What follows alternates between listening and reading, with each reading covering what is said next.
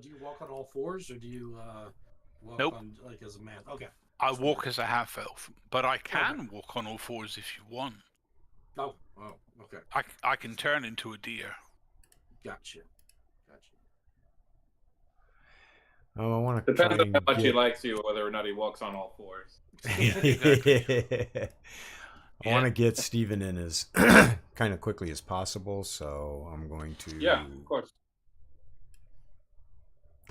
So yeah, I am going to, I guess, fill in the other two guys that of what I discerned about this sarcophagus, basically. That looks like that there's a plate, and correct me if I'm wrong, Scott, in the body of this sarcophagus that I'm kind of leaning towards the idea that if I press this lever or this pressure plate on the sarcophagus, metal bars are going to come up or come up out of the floor and lock us in here with something that'll probably end up, trying to kill us. But we did hear that I think was it Matt? You were here when we heard the story of this thief being buried with a lot of gold or jewelry treasure, and Yes. this is where we ended up. This is Colin the Swift's grave, right? Mm-hmm. Yes, exactly. So let's pause for a minute right there. It's good recap. So Steven. Oh, yeah. Brat. This one. Okay. You are actually traveling on the road, and you've come to want to investigate these rumors that you've heard of slaves being held in the yeomanry down towards the city of Westburn. And upon your investigation, you found that there was a group of about 40-some slaves that actually a group of adventurers have decided to repatriate back to their homeland. The freedmen. Yes, a freedman. You were about a day behind them, and so you made swift movement to try and catch up with them on the trail that you had heard that they were taking to make their way to the coastal regions where these folks were from. Upon traveling, you eventually come, after about 4 days of traveling, you eventually make your way upon a large group of multiple wagons and soldiers standing around on the side of the road looking like they're eating lunch, and it's around noontime. Upon communicating with some of the soldiers, you find out that indeed these are those freedmen that are being returned, and they tell you that the adventurers who did the repatriation have gone off on a little side jaunt up into the woods. The soldiers emphatically explain to you that this is like, we're not really sure what to make of this, because they told us that if they don't come back like within a few hours, to just keep heading up to just continue on the trail up, and they'll meet up in, oh god, and I'm forgetting the name of the city.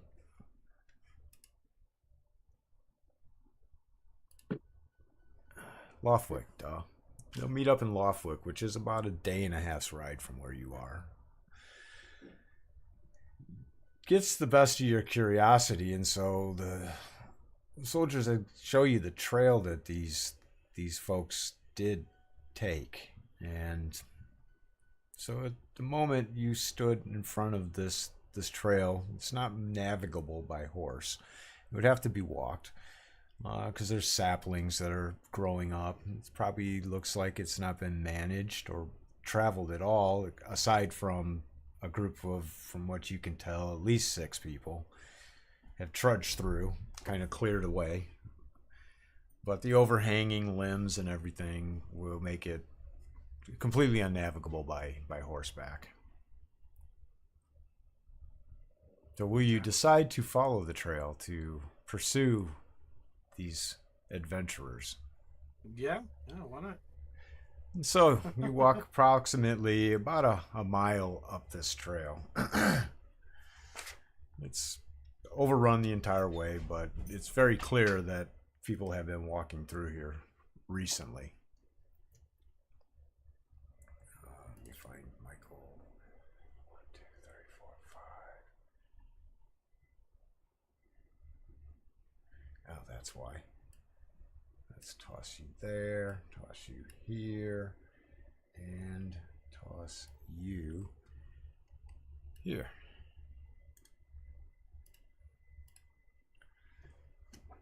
At this point, you stand right here on the map. I'm pinging. Do you see the map yet? I see the map, but I don't see. Oh, I see. Okay. Yeah, I see.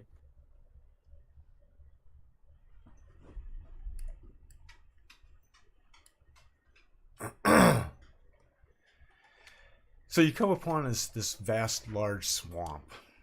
And in the middle of the swamp, you see a little island with a large building upon it. It looks as if it's a burial tomb, perhaps, to somebody or something. You can see that there's been a foot trail by the crumpled grasses that are navigable around in this direction. Mm-hmm. Up and around. You definitely can tell that somebody has walked this recently. I decided to follow it then. And I have token lock off, so you can just carry your character around. Right. Very carefully along there. As you get to the northern portion of this building, you see three humanoids. Oh, okay. One of which is wearing has this large, what appears to be a headdress with very large antlers on it, standing in the rear. In front of that person is a 6'4" barbarian-looking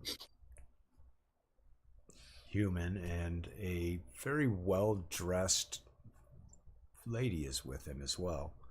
At this point, Hearn, you notice out of the corner of your eye somebody in shiny armor is walking along the edge of this swamp.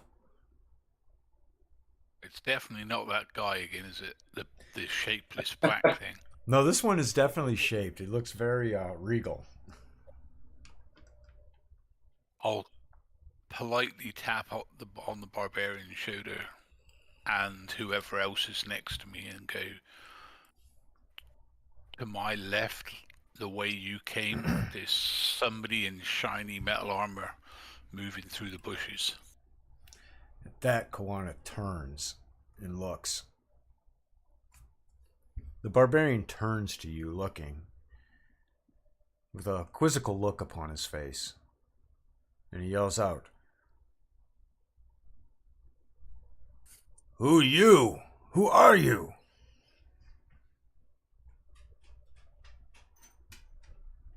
I'm Michael Graves. Just wanted to. Might you all be the ones that helped those slaves? Kawana turns and says into the room, "Dodan, Eagle Eye, we got company. Looks like a knightly sort, kind of like a Turlock, but better looking." And smart. Yeah, and that's the other thing is as Stephen, as you were traveling up north, you saw a cavalier traveling south past you. He didn't even acknowledge you. It was very strange for other people, knightly type people usually will give a common courtesy and a greeting, and this gentleman gave none of that. He looked Yep, said roll a d12 and keep moving. Yeah, it's D8. D8, you only get a d4 because you're crap. I heard him grumbling about gold and Yeah. wanting to get it. Greedy bastard. Kwana says, Thodan, Eagle Eye, and little guy, Valentino. little guy. Someone's coming. So is the door here closed or open? It's open. Okay. Michael Graves, you also, as you've entered this area, you feel an unsettling chill. Not that it's cold, but a chill, okay? Just a chill. A chill? Do I sense any evil? Thodan, you don't want to do that. Okay. And this is where, let's just leave Thodan not coming out of the room yet. There's some information that Thodan knows, but Matt, you don't know. Matt. Sure. So Thodan would not walk out like that, for sure. Okay. Yeah, you feel an unsettling chill, like just to this area. Like there's something definitely amiss here. Very much remnant of something. You have a deeper understanding of what's going on here, and it relates to your backstory in a kind of a way. Okay, just not giving anything away, but you got that kind of feeling. Oh, it's gonna make me want to rush to go faster to go and chill. Now you see these three folks, and you see that they're talking to somebody inside this mausoleum of sorts.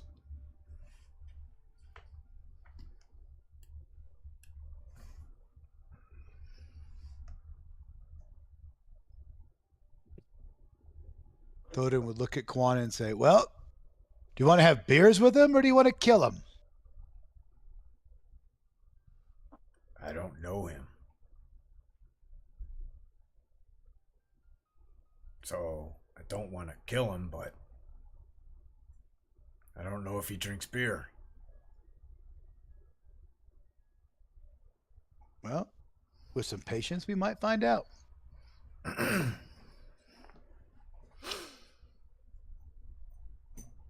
And so you all stand many feet apart from each other with a swamp between you.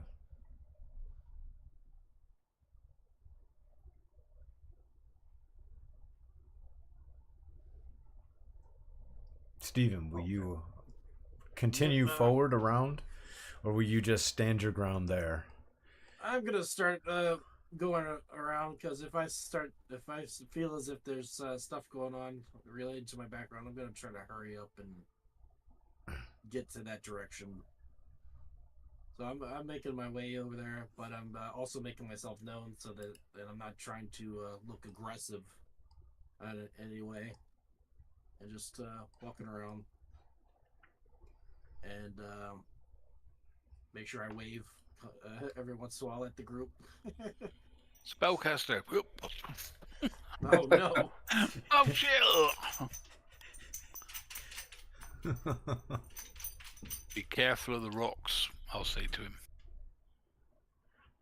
They're very, very slippery. Thank you. And he goes up towards the rocks, and I guess he goes to move on to him. Do I need to do anything for that, or tell me what type of pace you're gonna take? I'm gonna take it slow because I don't think Okay. it's smart. You take it slow, Be then. careful. They look like they're covered with some algae and slime. They look like they would be slippery if you tried to go at full speed across them. If you look and realize that if you take your time getting across, it really shouldn't be that big of a deal. Okay. I'm gonna slowly start to make my way across and making sure that I'm not drawing my sword or anything, and just slowly and tell him kind of yelling across that I heard that they did they freed some slaves? Is that what it is? Or Yeah. okay, yeah, and that I wanted to meet up with them and find out what's going on. I get back to this last rock over here and kind of look at her and kind of oddly. And How do you turn your tokens around? Shift. Oh. Scroll wheel. Select it and then shift scroll wheel.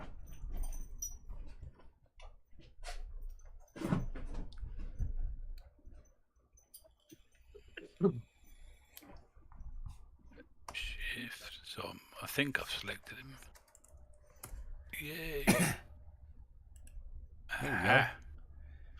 Okay, And I'll look at him. Control can make him big. No, I'm not that big. Oh, But yeah. Oh, I still need to get a little bit more because I'm looking sideways at him. There you go. You see him turn his.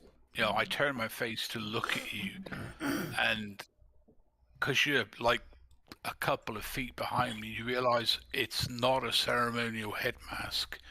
It's actually what he looks like. So I look and smile. The deer's mouth moves, his eyes blink, but his eyes are the thing that gives him away that he's still half elf, I guess. He has bright sky blue, piercing eyes. In the face of a deer, it's unheard of because they usually have brown eyes. yeah. But he has literally bright, almost gleaming, sky blue eyes. And pleased to meet you. My name's Hearn. Be careful of the water. If you fall in, you're going to get cut to shreds by razor weeds. Huh, that's why I wouldn't walk that way.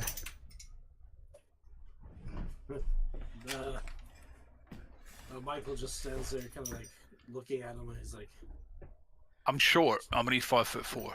5'4". Okay. Mhm. He looks down at him a little bit, and he's like, "Wow," just kind of like amazed that your voice comes out as a human's voice.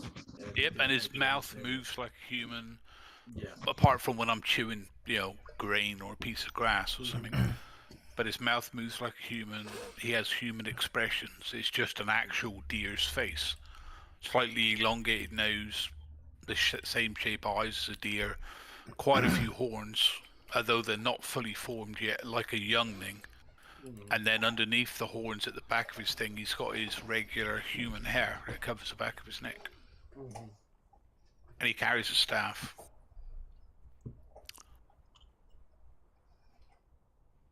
What brings a man like you to a place like this? Well, I heard that you all freed some slaves, and I was kind of beside myself, and I decided, why not follow you? Because you all said that you all might not come back, and I figured, hey, might as well come out and lend a helping hand. Oh, that's these guys. Just thumb the barbarian. That's this guy's group. I don't know anything about any slaves. Okay. Well, Connor says, yes, we freed slaves from a treacherous mansion in the Hilllands. 40 some of them being subjugated by the foul dark elf. Boy. well, that is. Dodan can tell you more.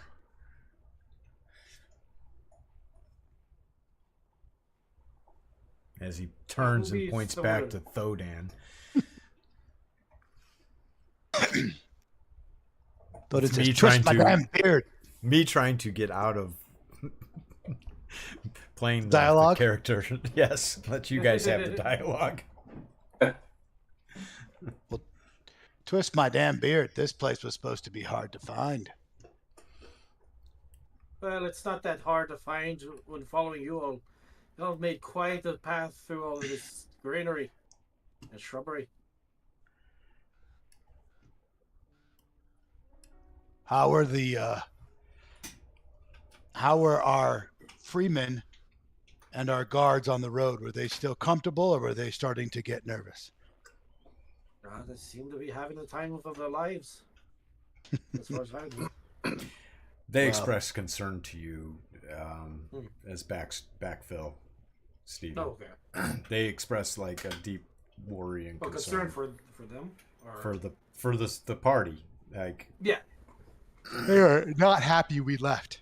correct. Oh, Well, we need to get a move on. We've only got about 100 minutes left or so to figure out what the hell is going on here before they start to move off to Leftwick. Leftwick, left hand. Where are they going? Loftwick. Loftwick. Left hand. And you've only got a couple of hours after that before it starts getting dark, and you don't Yeah. want to be walking through this stuff in the dark. Well, let's get a move on. Scott, the doorway, you said it was like a portcullis style. Yes. Do they come from the floor up, or do they come from the ceiling down? It's apparent upon investigation that the portcullis gates will drop from the ceiling down. Okay, so there's like little indentations maybe in the stone at the bottom where they keep hitting. Yes. Yep. Well, that would make it easier for us to be able to put, say, a stone under them to stop them from completely shutting, unless they're magical or something. But I don't know if anything comes out and kills you, because I remember you saying that skeleton, the only marks on it looked like it was made by razorweed. Yep. There weren't any broken bones or anything else, so I think he starved to death. Could be. I yeah. think once they come down, they're down. But they have to. There has to be a way for them to go back up because they're currently up. Maybe they get reset, and somebody was trying to scratch on them to get out from the other side. Maybe they reset during the day. And whatever it is comes and gets them at night, because if you remember, he did say the daytime is yours and the nighttime is his. Yeah. His things control. So yeah, being here at night might not be a good move. Let's see. I should post that epitaph into here as well, so that everybody. So this is what is carved on the column or the platform. And so a description of what you see beyond them, Michael, is a platform, and on that platform are two 20-foot tall statues that look identical to each other, that have their arms outstretched, that are held upright in an outstretched position by a couple pillars, and they're supporting each other back to back. They look nearly identical. Other than that, you also see that there's a glinting of a sparkles in the eyes of these two statues as the light reflects off of it. Now, Michael, you wouldn't have been able to read this, but I'm putting this into the chat for Thodan's sake, because Thodan would have. This is what it says on the column, or on the platform where Valentino is standing.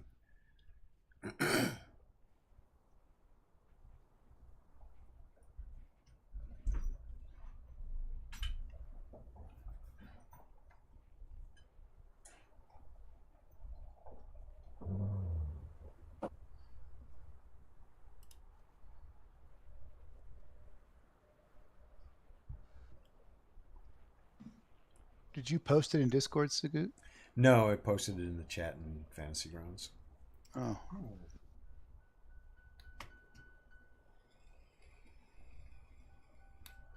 You see it? Yeah. Once I close Discord, I could see it.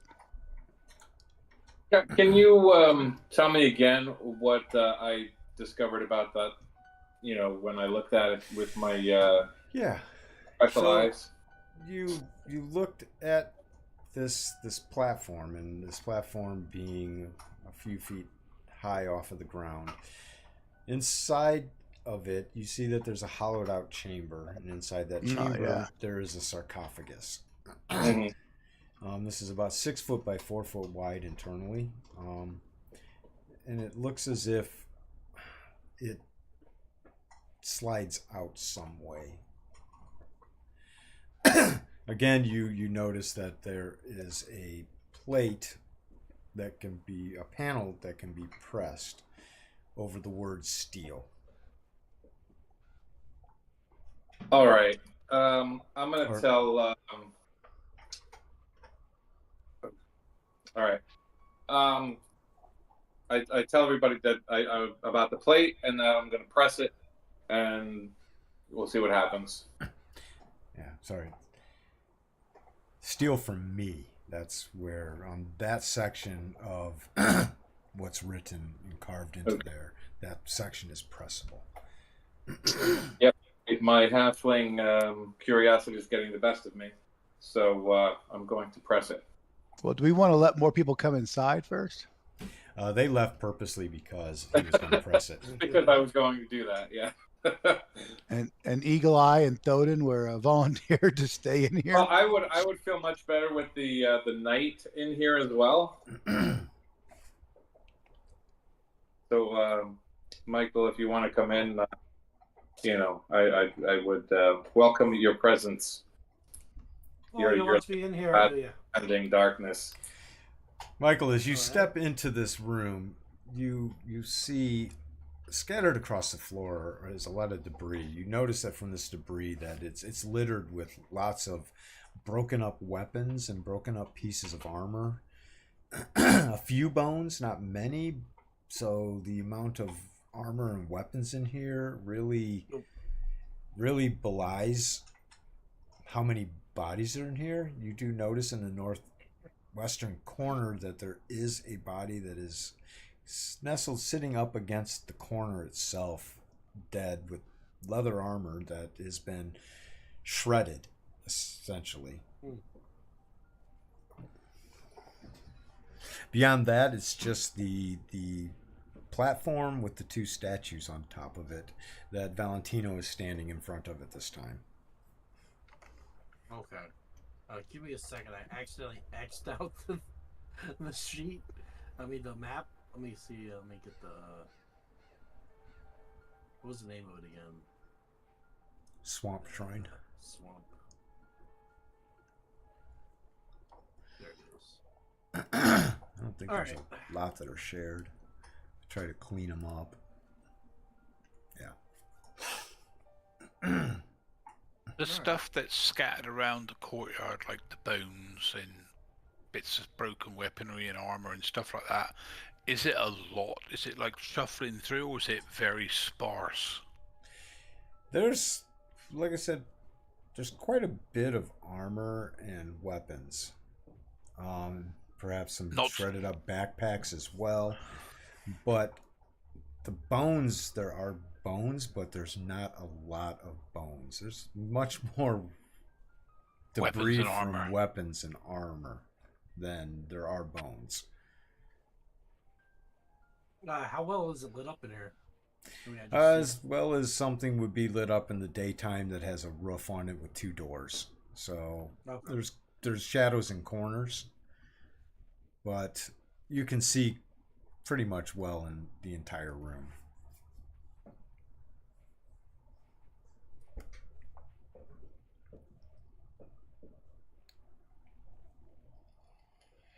And so Michael steps into the room. All right, I'm going to press the plate, or part of the sentence that looks like it depresses. As you press the plate, the entirety of that panel slides back, revealing the sarcophagus in this 6 foot by 3 foot space. Awesome. I'm gonna step back here and just point to the sarcophagus and let everybody see, what I just revealed. You see a marble stone sarcophagus underneath this platform. But the sarcophagus is currently covered, right? It's closed. It's closed, and it would need to be slid out. Okay.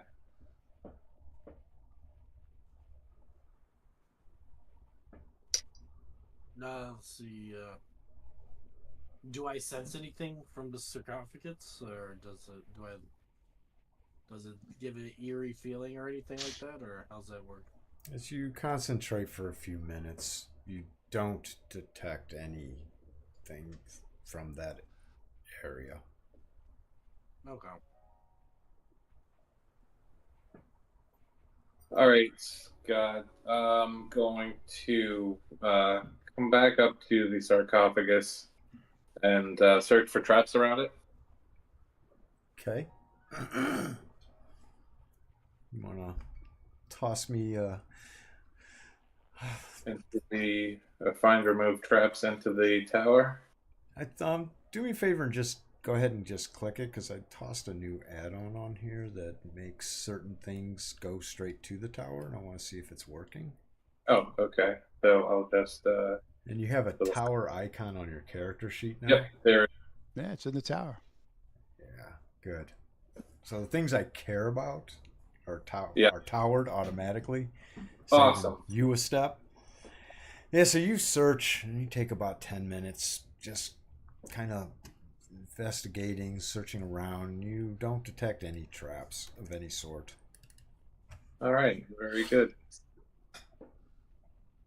I'm going to tell everyone I didn't, cursory investigation revealed no traps, but I think I'm a little too tiny to push the lid off or open the sarcophagus.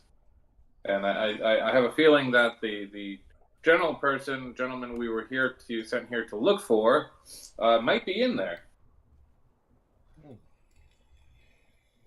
So I'll be eager to find out if he is.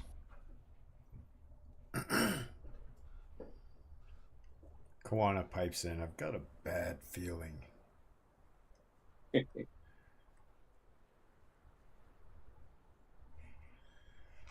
As he notices that the forklift does not slam down, he steps back into the room.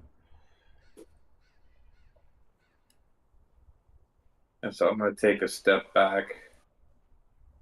And yeah, Donan's not really strong enough to move it. Let's see, it'll probably take 3 of you to do it.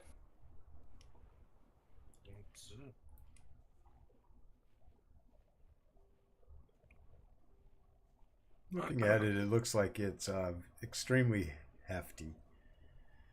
If you had to guess, the lid itself would probably weigh a few 100 pounds. Mm-hmm.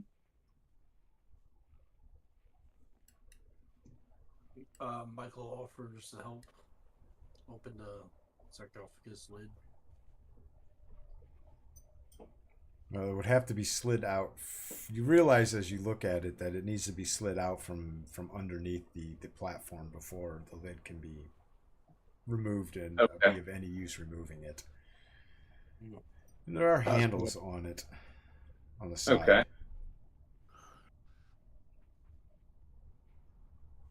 Well, Guess we go and Thoden looks to Eagle Eye and Kawana and Michael and says, "Why don't you 3 try to haul that thing out?" Yeah. Is that what you That's what agreed to Thoden do, Michael and Eagle Eye? I'll help out because I'm kind of interested to see what's is inside of it, and just eager to help anybody as it is anyway, So he just goes and helps pull out the grain. So it pulls out quite easily. Seems that it might be on a track type system. somehow. Hmm. So you have this. It's definitely a sarcophagus. It's got a pretty thick lid nestled upon the top of it.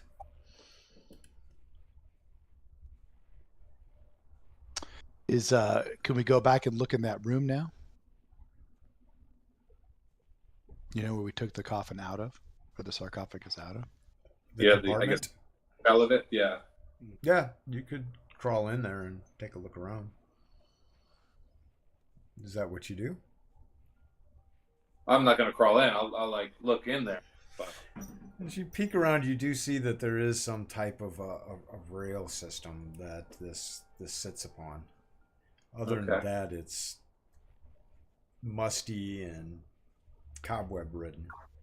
okay. Some spiders scurry out from the light being revealed. Little scorpions as well. Not scorpions, centipedes. Mhm. You would kind of expect this. Yeah. Okay. Is there any carvings on top of the sarcophagus? No, it's actually rather plain. Okay. The Thoden elaborate looks at, decoration being on the statues above it, being the epitaph to a once past column. Lord of the Night. Thoden looks to Lyric and Quana and says, "Oh, 14,000 experience points. Oh, 4 levels.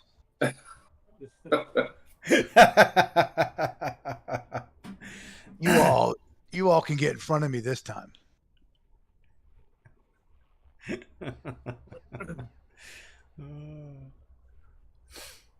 Sorry, guys. Thoden's been level drained 4 levels. Oh, God. Oh, okay. Oh my god. What level are you? Two? Like 5th? You're 6 now. I'm 6 now, yeah. All right. You finally got back I'm finally back. to where Yeah, he 6 started. 6 down to 2nd. Oh my god. So anyway, he's gonna make sure there's a few bodies. Lyric, you should come stand in front of me. Lyric's kind of resistant upon entering the room. Okay, how about you, she Michael? actually kind of protests in that Help she me doesn't push want the to open up graves and mess with. Yeah. This isn't really. She's not comfortable with this. Yeah. And Michael's especially kinda after like that, reading too. the epitaph on the thing. She's like, "Are we sure we want to do this?"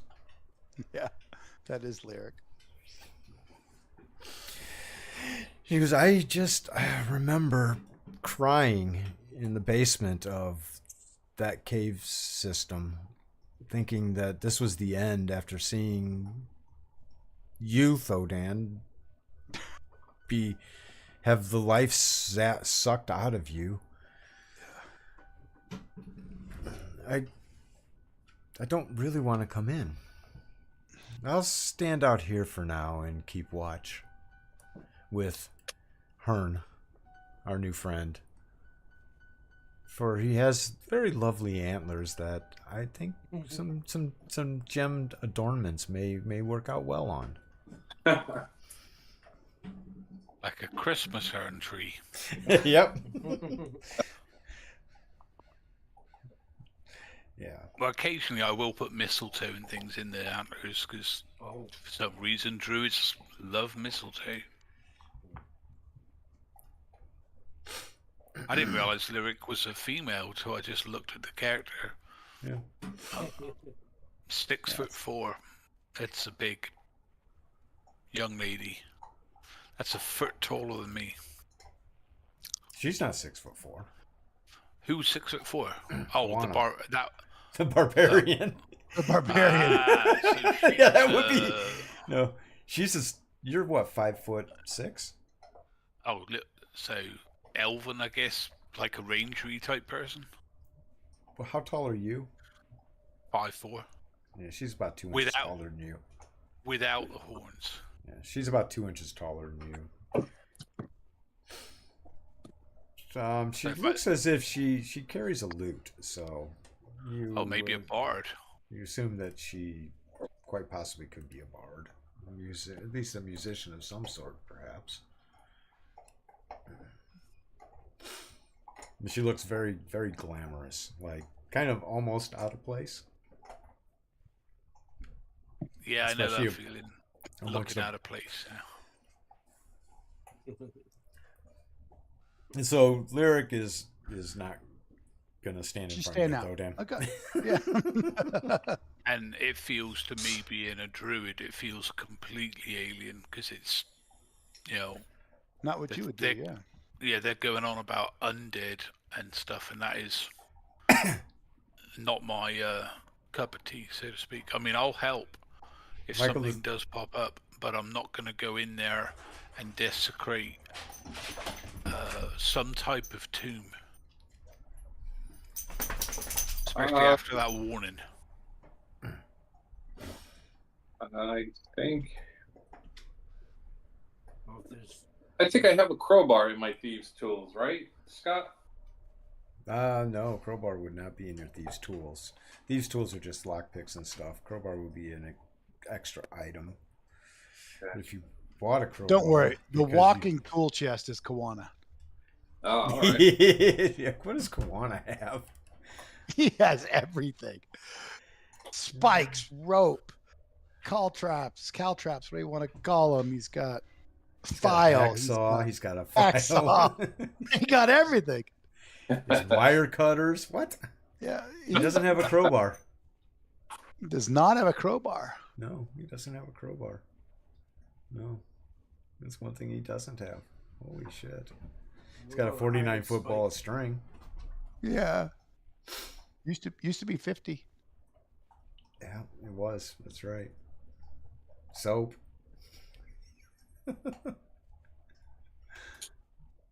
Sorry.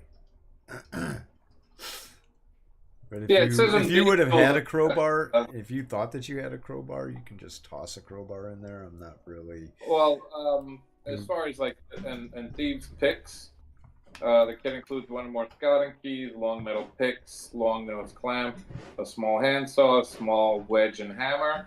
Yep. These combined with common tools such as a crowbar make up most of the special equipment a thief needs to perform his trade.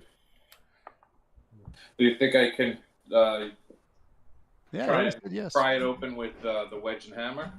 Well, I'd say that you probably, if your character would have had a crowbar, as you envisioned your character, then yes, you would have a crowbar, so you can toss a crowbar into your inventory. I'm not going to mince it up, you know.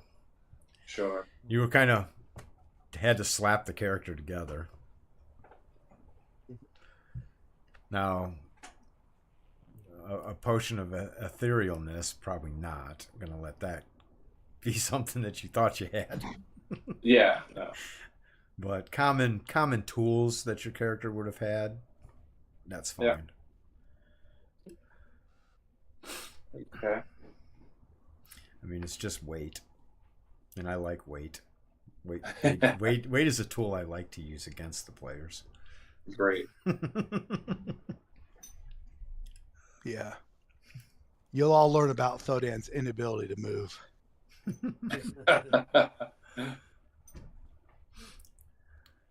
Well, since no one wants to help him, Thodan will spit in his hands. I've got a lot more in common with the dead than you all. Let's go. All right. He'll come up and he'll help push on the sarcophagus lid. I feel better doing this during the daytime.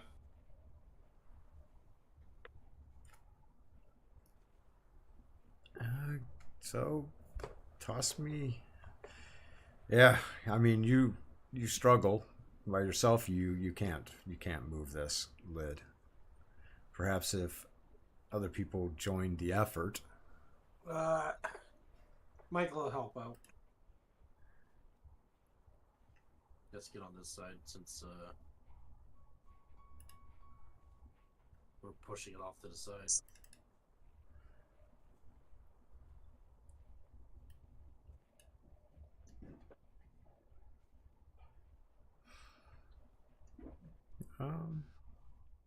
Still a little more.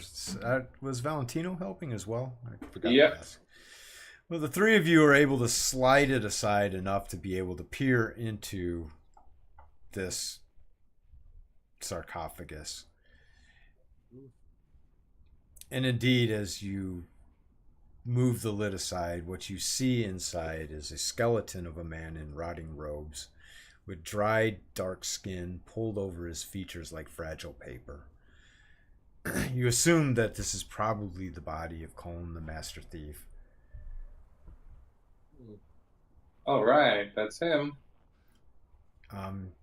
Clutched in this skeleton's left hand is an old steel dagger with a clean blade and an old cloth pouch lies upon this rib cage. Next to that is a slip of paper.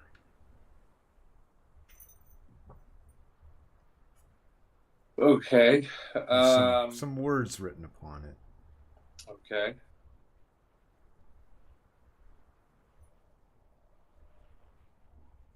All right, so it was a dagger in his hand that had a clean blade, pouch on his chest, and a slip of paper. Yep. The slip of paper has some writing upon it, if you choose to inspect it. Yep. You do? Yep. As you read it, it says, "I steal from you."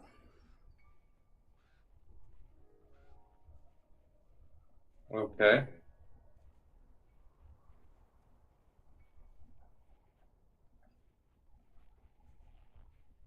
That's it? That's it. Okay. Did he read it out loud, or did he just say it, read it as in?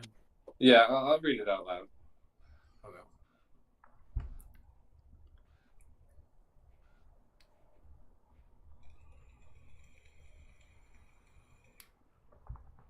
I'll probably regret this, but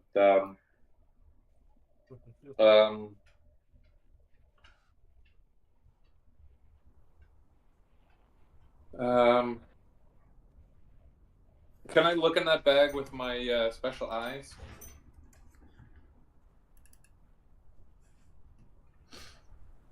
Of course.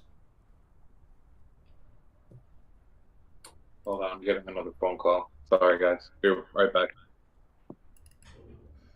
It gives the party time to think and ponder for a few minutes. Yep. Michael's like, "Oh, we're not going to steal from him, are we?"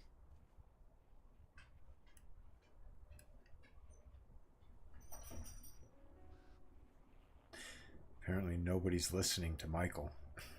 Michael just talks to himself. I actually couldn't hear what he said. Oh.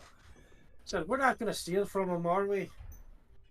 Why would we steal from a corpse?" Thoden looks you dead in the eyes and says, "He's a corpse. He doesn't need it." Well, I mean, you really want to steal from a corpse? By all means, but I will not be part of it. Sounds good.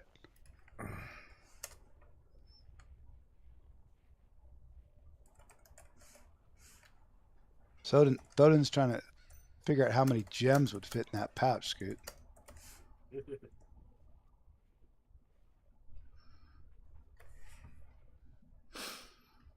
As you look at it, it looks like it's large enough to probably hold 40, maybe 50 gems, if there were gems inside of it. Big, red, juicy ones. No, don't you do that. All right, I'm back. Thoden's licking his lips.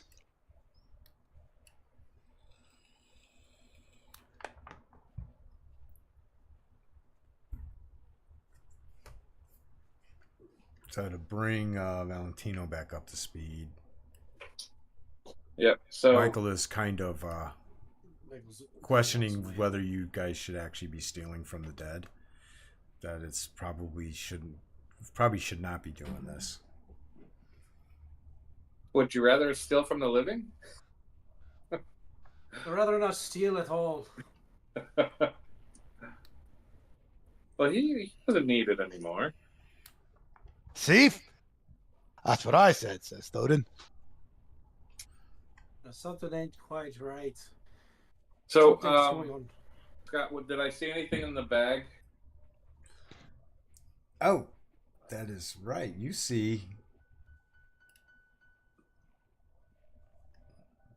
Looking up something real quick. Let's see. All right. Yeah. Okay. You can. And as you look through the bag, you feel more of a weakened state. For you know God, that each time you use this. Oh, that's right. Yeah. Yeah. So we're clear. You know what's going on there. Yep. Okay. Yes, inside the bag, you see that there are a bunch of gems. Oh, A lot of gems. Yeah. So I tell that to Thoden.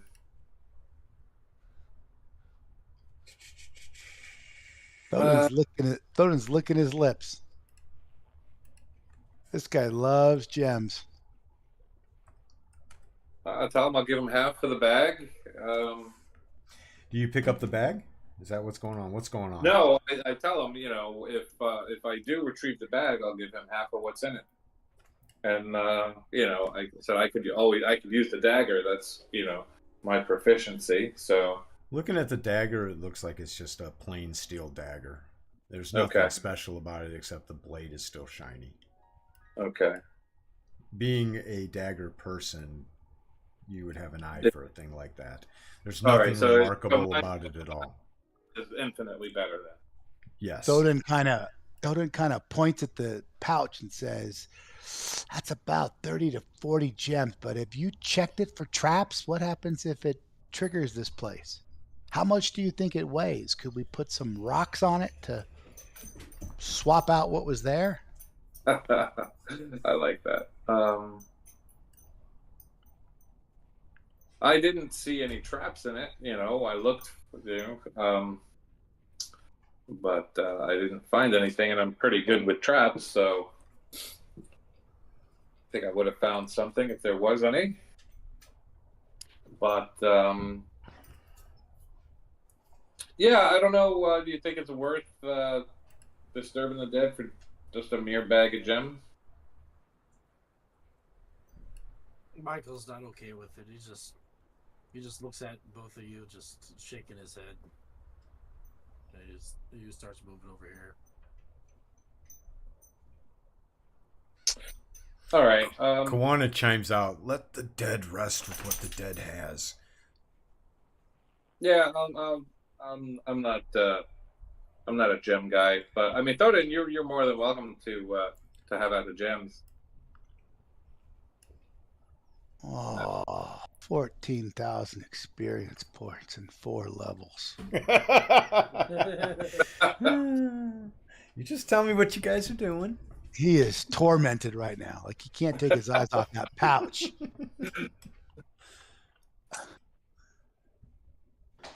This is testing a 12-step program. Yeah. Yes, it is.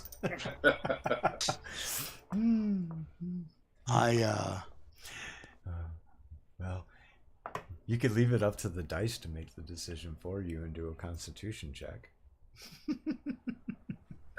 See if you can resist the urge. Or you could just play your character the way you see fit. Take the gems. I think Thoden's going to take the gems. So, Thodan, you reach over and you pick up the gems? Is that what I'm hearing? Yeah. I think Thoden would grab the gems, man. He's been like dying for gems for months. So the second that you grab that pouch, you hear a slam, slam, slam! And all 4 portcullis gates close across all 4 doors. And then it's dead quiet. I was like, "Oh, look what you done, did, boy."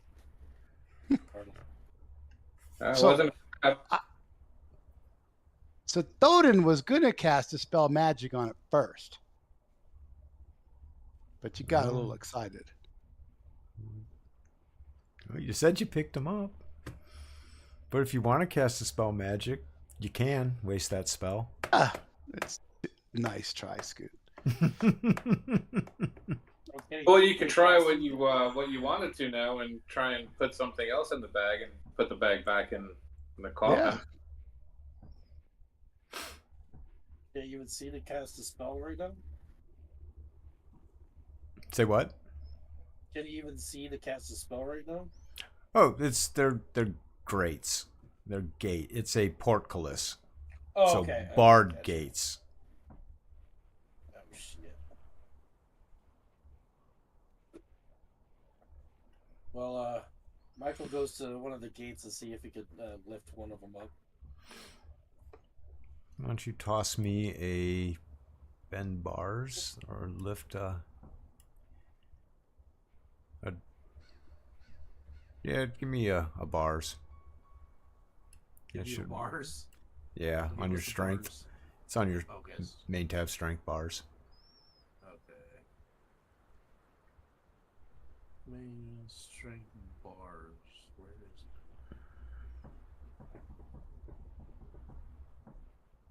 Oh, I'm looking It's for the the last right one. shit. I see spell. Okay. Actually, I It's would the rather last. say doors. No, you can try the bend bars first. Yeah. All right. I mean, it's It's a little bit different, but I'm good. All right, put it in a tower. Boom. Well, we would know if you bent the bar. Yeah, nothing. Well, yeah, nothing. It's like you can't lift that. It's not. Oh, it's no. not budging. It doesn't even budge.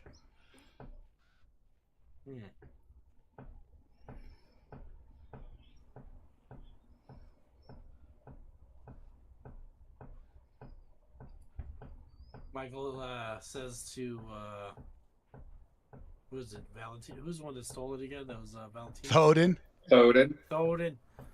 Well, Thoden, I wonder if what would happen if you put the gems right back where they belong. Why would we do that? Says Thoden. Well, maybe to get out of here, or. So Wonder Scoot, what else would Thoden's happen. looked in the bag. What's in the bag? There's at least 45, 46, maybe 47 without counting them. Gems in there of various quality, but all kind of semi-valuable. I mean, nothing more valuable than things that you already have. You'd appraise it out to be worth a good sum of money. All right, he'll put it back on the and see if anything happens. He doesn't think anything's going to happen. He'll put it back for a second or two.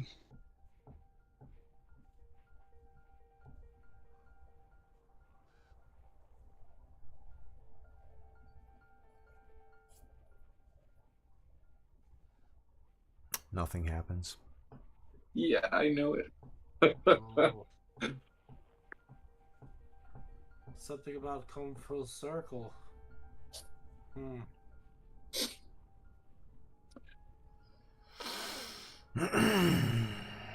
Why don't we all work together and try to bend the bars? Yeah. Let's try it. Okay. As you guys investigate the bars, you notice that they're not like what you would normally expect metal or steel or iron to be like. And all of you attempt to bend them and nothing. They don't give.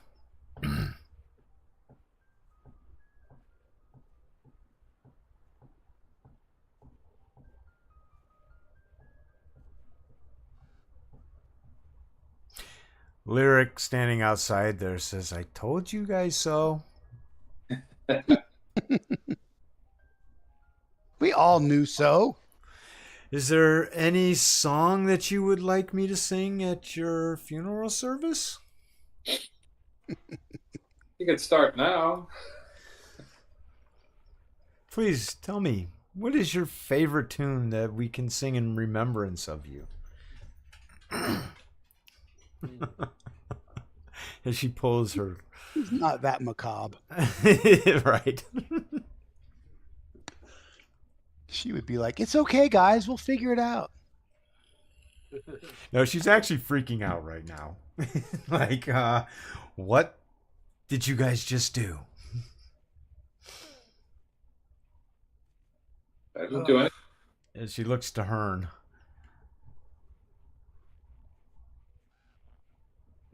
Do I you think know they anything moved of this? No, but I think they better get outside of that room before it gets dark. Because if you remember, it said that they calls you master and my servants rule the night. I think whatever's coming is going to come when the sun sets. And you're inside that box.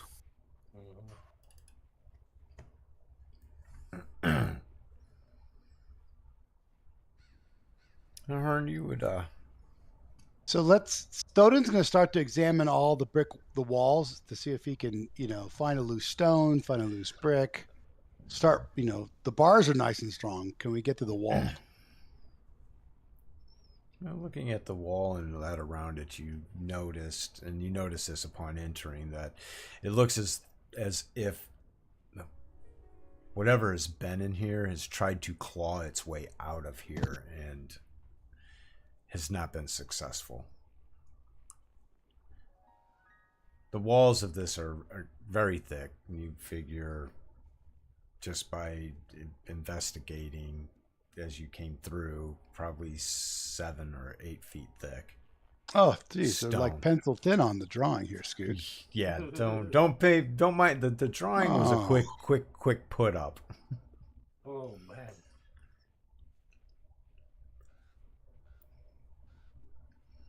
They're 2 dwarf thick, huh?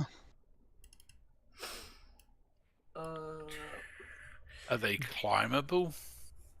Looking at Well, there's a who roof. I consider to be. Oh. So you can climb to the roof and that's it. You climb to the ceiling. Is there skylights or anything? No. Great. No ventilation You system? figure that you guys got maybe a couple hours until sunset. While we still have light, I suggest somebody scrapes up some of those pieces of bone and broken armor, wooden shields, and makes a fire. yeah. Well, I think we should also put this guy back in his box and put his box back under the top so he can't I get was out. just suggest that, Thoden. Yeah. Okay. Shit. Takes about 10 minutes or so of your time, and you have the box, the sarcophagus pushed back I will in. have searched that sarcophagus before we put it back in, though. Searched? Yeah. Other than that bag with the note and the cheap dagger, there's nothing else in there. No necklace, no rings, Nothing. no gold teeth. Nothing under the body. Nope. Okay. Nothing. Michael would like to examine the body to see how it actually died. See if he can figure out how he died. So prior to pushing it under, you look, and it looks as if he probably died of natural causes without having an autopsy capabilities. You don't really get much information from looking at the body. It's just bones at this point, with the skin having been pulled, stretched. That's not odd. Of itself, its skin being stretched and kind of being. It's odd that it has skin at all. Would it be? Perhaps.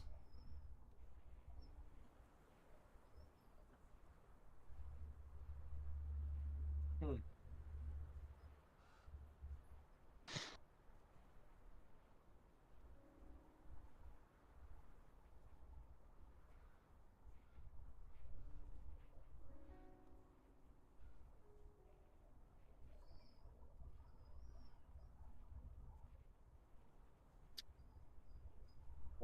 Let's see. How high up are those hands from the top of the platform, Scott? 16 feet. 16 feet. Okay.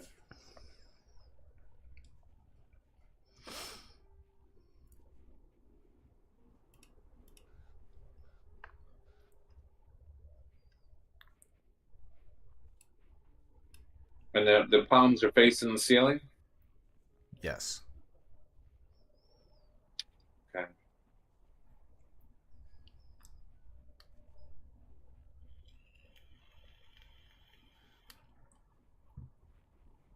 And those eyes are the crystal eyes, right?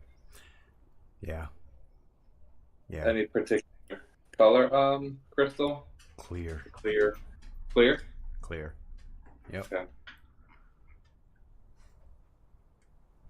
What happens if we try to like shine light into those suckers? Anything happens? Like a reflected light off the from like my shield or something. And they just glitter and kind of light up as if they reflect the light in like you would expect a gem of some sort to reflect light. Gotcha.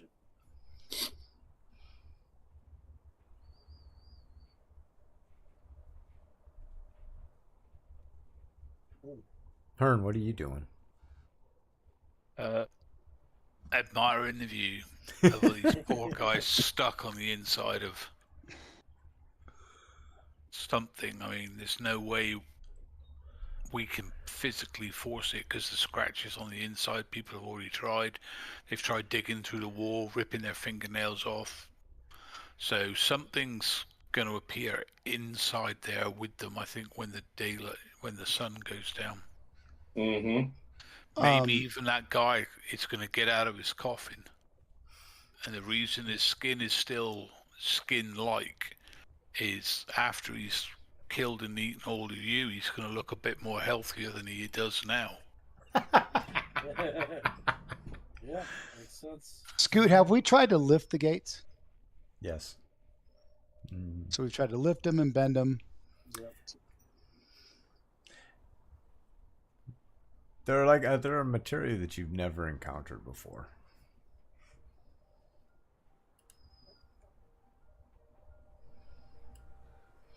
I asked Kawana what he thinks. Or does anybody here sense any magical presence around these portals? Because I could cast a spell magic on the gate and maybe we could lift it. No, you need to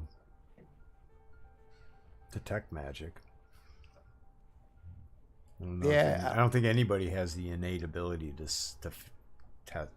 see magic. Does Lyric have detect magic memorized? Let's see. Where's her sheet go?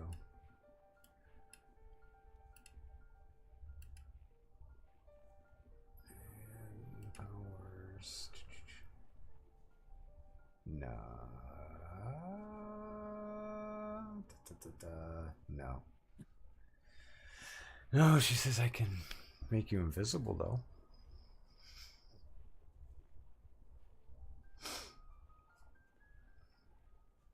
Yeah, that's not going to help.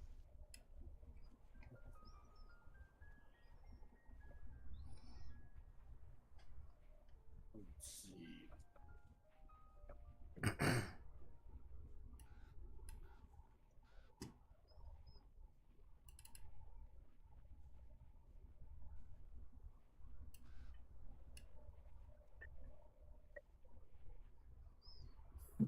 I wonder if there's anything on the roof. I mean, the outside of the roof. Sorry, what was that? I was just thinking out loud. I wonder if there's anything on the roof.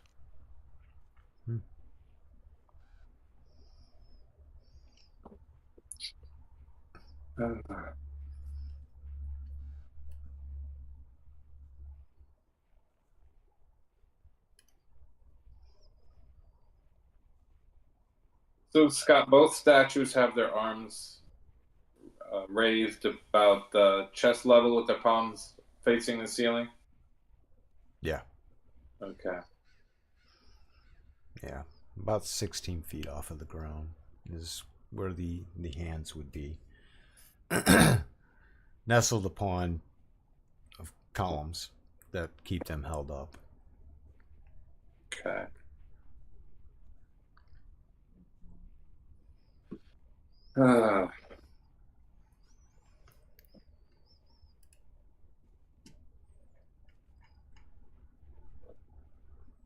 Let's see.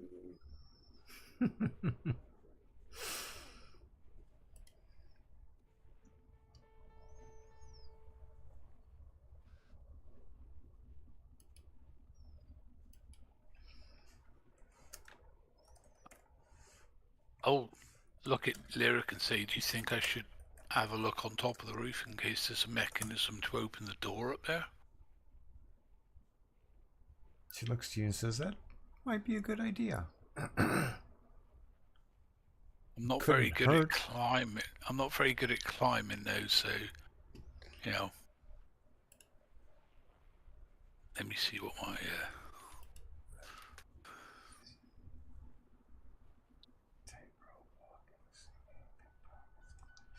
Because I might be able to climb up there. You know, Thoden, I have two ideas. What you got? One is maybe putting something of yours in the coffin with him instead of trying to put back what he already had. Because he does say, you know, you steal from him, he steals from you. I think he's meant to steal your life though. Well, yeah. I mean, but trying every angle. Lyric climbs up on top. I'll join her. Whoop. Okay. Do. Get up and It's it's a nice easy climb. I didn't realize it was this easy. You don't notice anything up there of any. Well, I was flat. hoping that you never know. I mean, I'm It's just going flat. by. Okay. Flat. There's like debris on there, limbs from perhaps fallen that have been blown on from the trees during storms, but beyond that, it's featureless. And again, you said it's like 8 to 10 feet thick walls, including the ceiling. Yeah.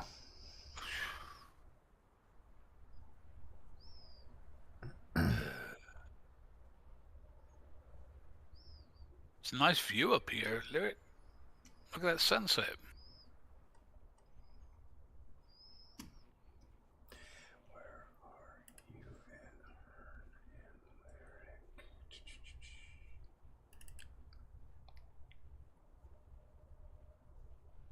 Oh, why do you have dishonor? You shouldn't have dishonor.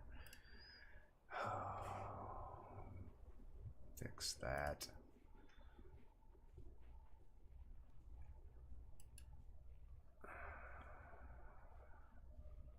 Ooh. What the? There we go. Oh. Ooh. Don't know what any of that does. So.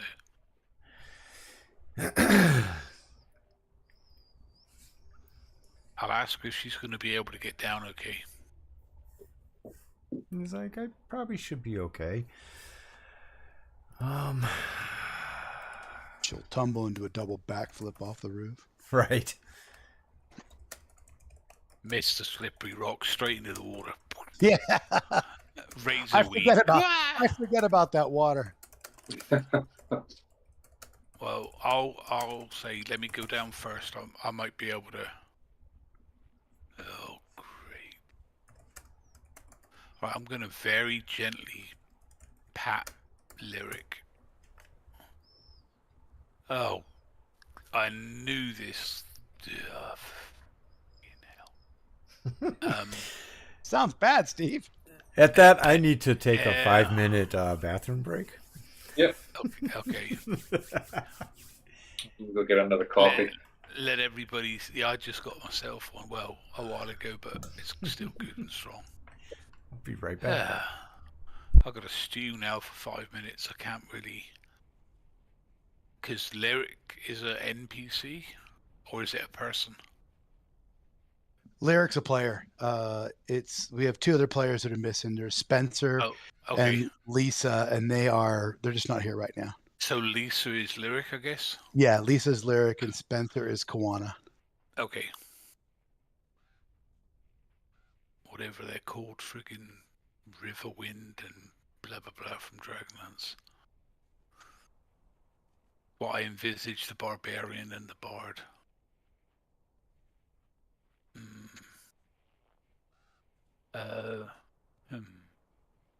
Who's standing close to the portcullis?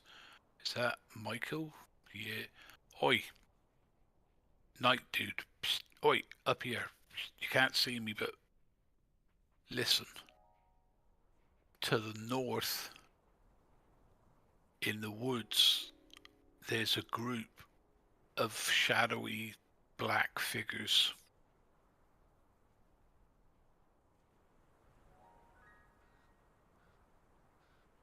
And I'll point, obviously, for when Scott gets back, I'll point Lyrica's vision so she can see them. So it's not me going completely insane.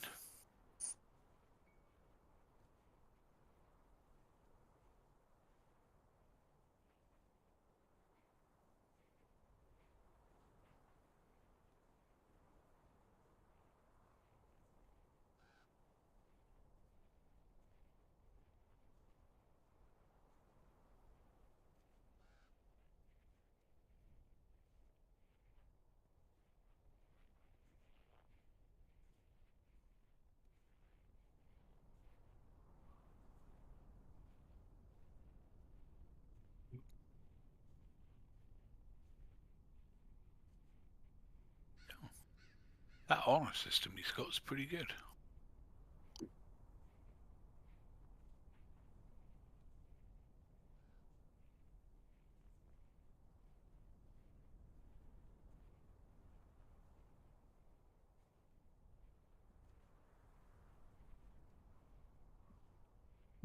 All right, so I thought my other idea was that there's something got to be up with these statues. Yeah, I forgot about the statues. Well, I shined I kind of like reflected light off of them to the eyes that they had, and all I did was just like it was like a gem and just reflected some light. That's about it. Did you stand in front of the statue, or you just do it from where you were? I did it from where I was. Okay. Is there any? Does anybody? Do we know is there anything like in the hands of the statues? No, they're empty, which is what was leading me to believe that we placed something in them. At first when I first came into the room, I asked Scott if it looked like he first gave me the description of that. I asked him if it looked like the hands once held something. He was like, no, there was nothing in the room that looked like it fit in those hands. Like something No, they I'm were talking about like something that's already there. Is there something already in the hands? No, Or there is it just okay. I mean, the only other thing I can think of is that we gotta get the eyes out of the statues or something.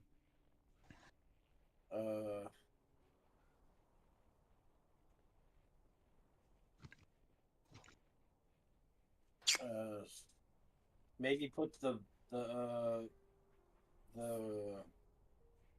gems in the hand or something. Yeah, that's what I was thinking. But I mean, the gems, the stat, their hands are 16 feet up. Jesus.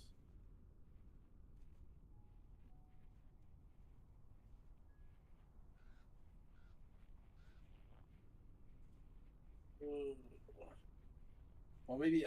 Does anybody have rope with them? I think I do. Maybe we could just like attach the bag to the rope and just like kind of like. Yeah, I got 50 feet of silk rope. Well, that would definitely make it.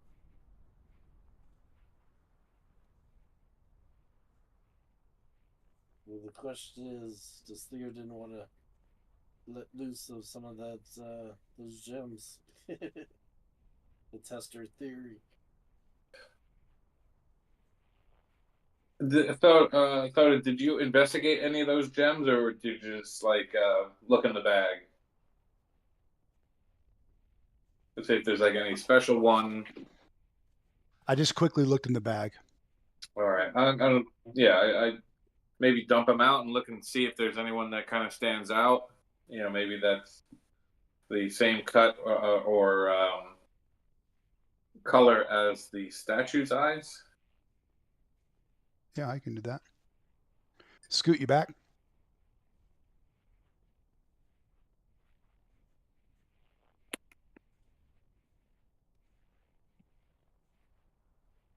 Hello?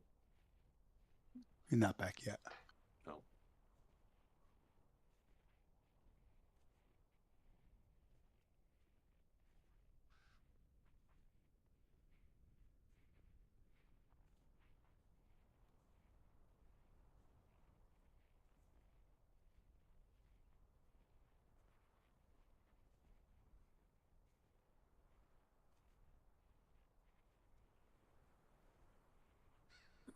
I am back. Okay.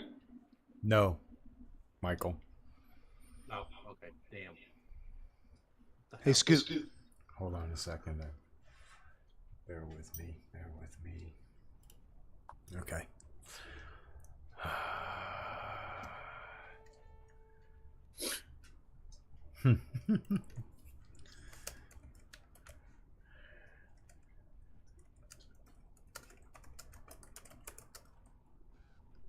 So there's only gems in the eyes, and there's palms facing up that have nothing in them, and nothing fits in it.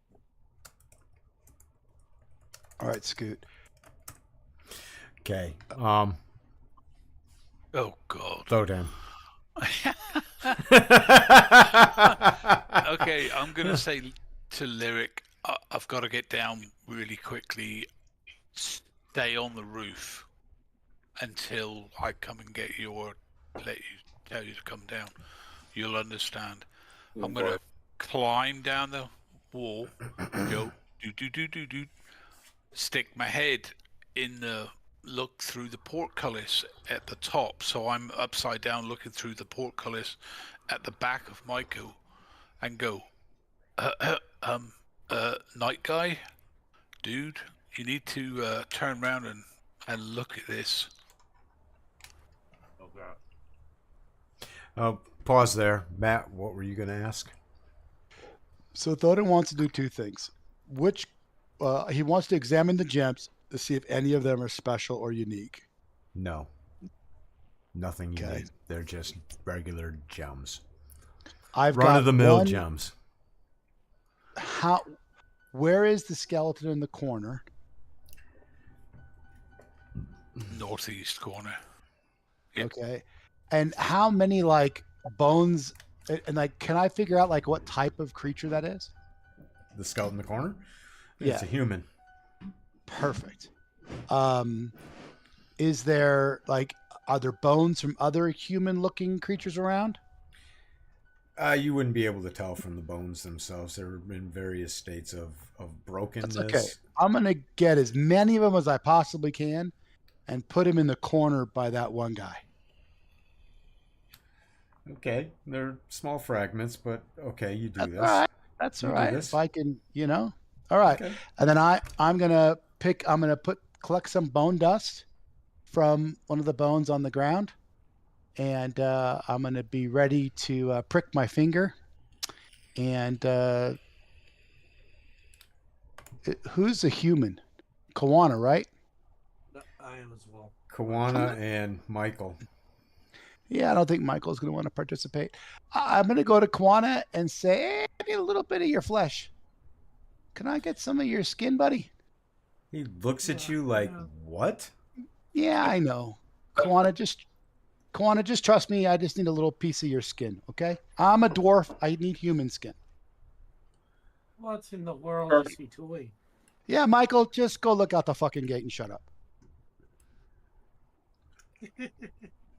Yeah, you met Thodan.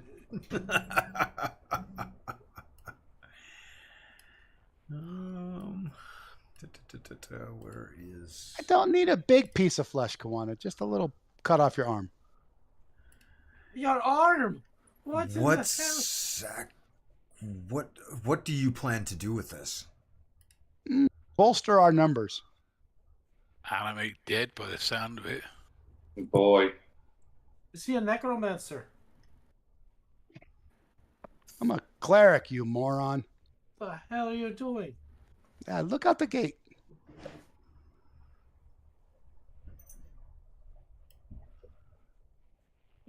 Can I carry on? His character turned around. I love it. Can I carry on talking to Michael now? Yeah, go ahead. A second. He says, I will not give you some of my flesh for your foul magics.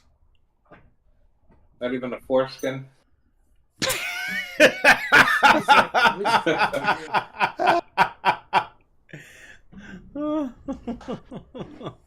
Need some gum. All right. Is there on that skeleton in the corner? Is there any like skin left at all? Flesh anywhere on those bones? No. Think about this. There's a corpse inside there that's covered in skin. Oh, I'm just it saying is. that. I'm just saying that. I'm not saying that Michael's saying it. I'm just saying that, just so you know. Okay. Hearn, or whoever wanted Yes. to talk to Michael. Okay, on the other side, I'm making sure that the barbarian and lyric can hear it, but I'm not yelling. On the other side of the marsh, just in the bushes opposite the stones, there are 4 dark, shadowy creatures waiting in the shadows of the bushes, looking over here. And for the creme de la creme, they're passing through things. They're not walking around them. They're passing through the bushes and the trees, not walking around. So guess what? When it gets dark, they're going to come over here and pass through that wall. And that's the servants of the darkness. Oh God. And there's 4 of them that I can see. Well, there was 4 I could see when I was on the roof. Now I can probably see 2 or 3 because they just keep moving around. But they're definitely waiting for the sun to go down. Saint Cuthbert himself.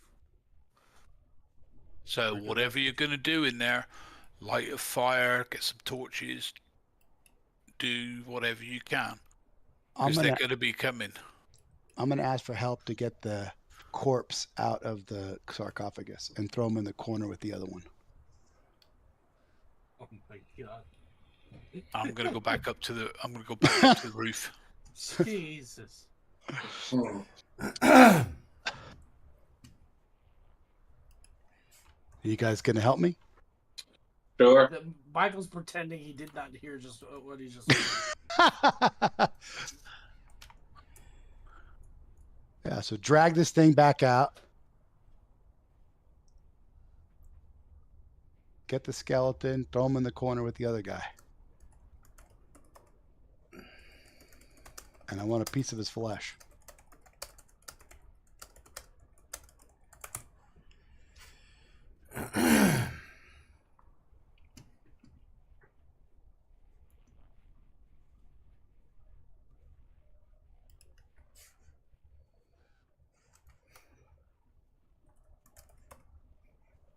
Did I lose Scoot? No, you didn't. I'm looking something up really quick.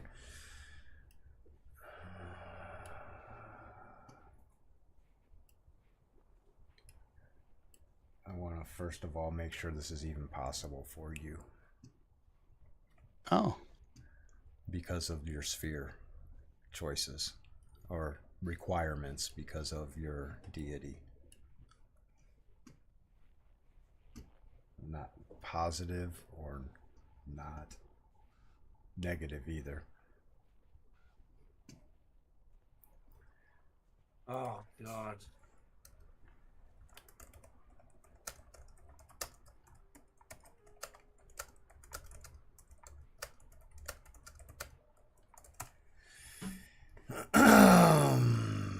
Bear with me.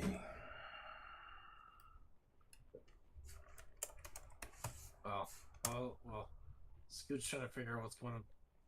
Michael goes down to where Thoden is. He's like, what in the world are you trying to do here?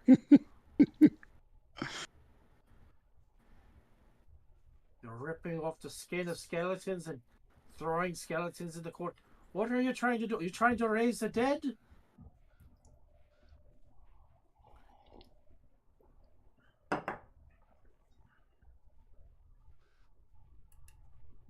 Michael says as he's kind of grasping his hilt of his sword. Thoden says, I'm not that talented. I would hope not. Okay. You're good, Thodan. Woohoo. Continue the roleplay. I like it. So have we got the sarcophagus out and drag the other skeleton in the corner? It would require Michael's assistance. And Kawana is refusing. Kawana is refusing. That's okay. I can use the flesh off the guy that's in the box. Oh Lord. No, Kawana's refusing to help move the lid off the sarcophagus. Well, the three of us did it last time, so we should be able to do it again. Oh, the three. Michael's like trying to figure out what the hell you're trying to do here. He's not. Well, Did you just said you wanted to rip his skin off of him? I need a little piece. The gems aren't worth enough for you. Now you want the skin.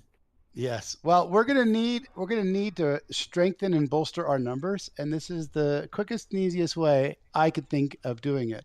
I would rather have one of these skeletons die a second death than one of us. You're going to raise skeletons. All right. I'm gonna try. Oh no, that's the devil's game there. What kind of cleric are you? I'm definitely not the devil, but it'll help us. What kind of cleric steals from the dead, steals the skin from the dead, and raises skeletons? What are you? Pretty obvious I was raised on the other side of town from you. Oh, you got that right. Yeah, Michael's kind of grasping his hilt of his sword. What's... And he goes, a paladin would never do this type of thing. Yeah, that's fair. Go look out the gate and check on those shadows. Oh, you are. Yes, well, I will do that, but you're pulling at where I don't even know what to say. I'm so. I just started going over here. Kind of sick weirdo is this? The three of us, Eagle Eye will help out. He's not much of a fan either, by the way, but he's a relatively quiet guy. Who's Eagle Eye? Oh, he's you as well, right? Yeah, he's my other character. Oh. We had to add some folks in to bolster our numbers at points. Oh, so a ranger is going along with this as well? Is that what I'm hearing? A ranger's just helping pull the sarcophagus out in the lid. He wants no part in whatever Thoden's going to do, but he doesn't like the idea of dying in this box. He'd rather be outside. So you slide the sarcophagus lid off to the side again. Yeah, and then Eagle Eye's out. Boy, we're taking some alignment fucking This work is, tonight. Yep. Dead set against this. You and I both know Thoden needs a good death, so come on.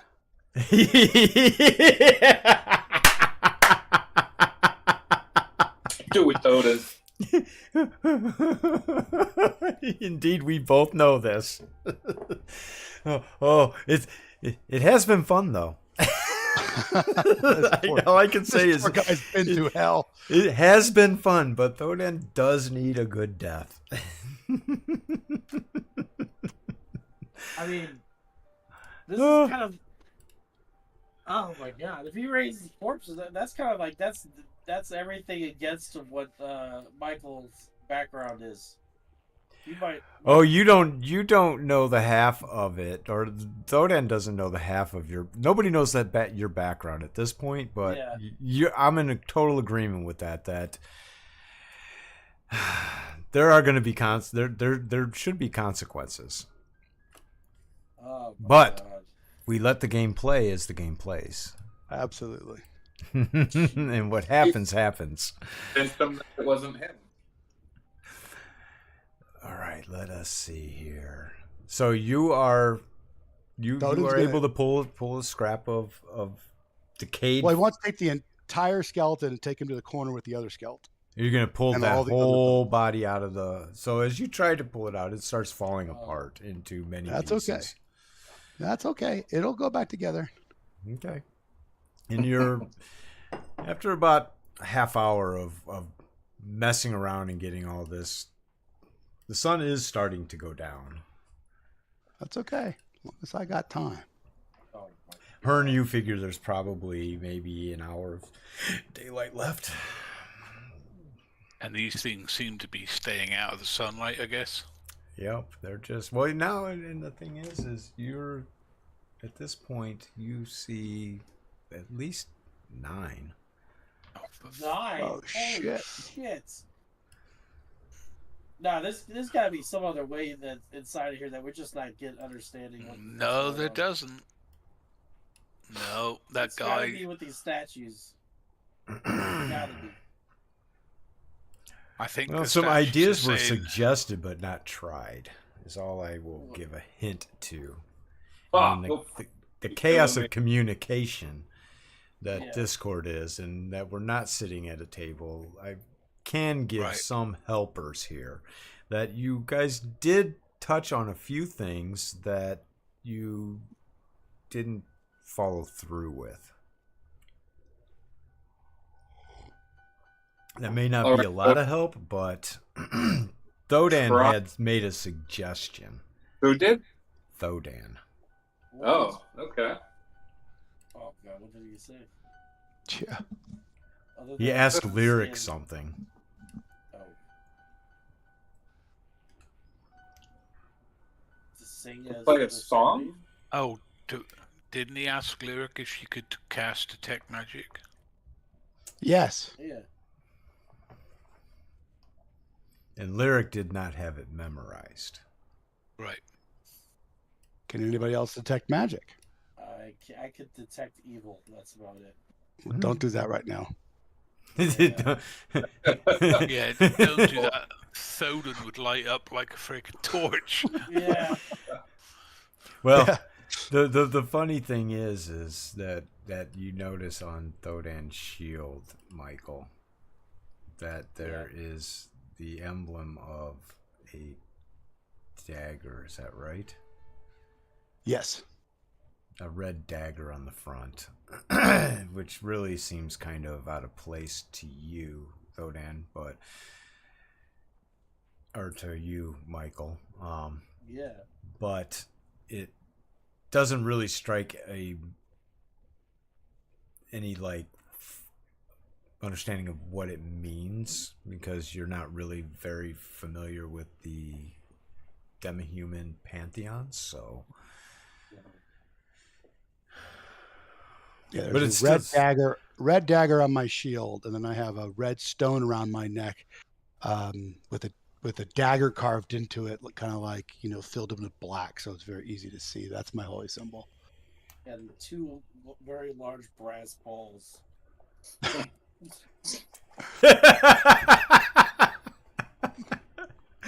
And one brain that is quite shrunk.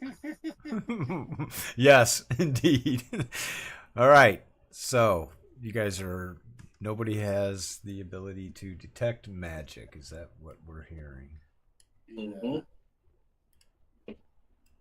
Does Lyric have a scroll of detect magic? I know we picked one up. Or did That's a that good silly question. Asterion take it? I can't even pronounce his name. Yeah, let me actually take a look here in her inventory. I'm looking at yours. I don't want to look at your inventory. I could care less about your inventory, Thodan.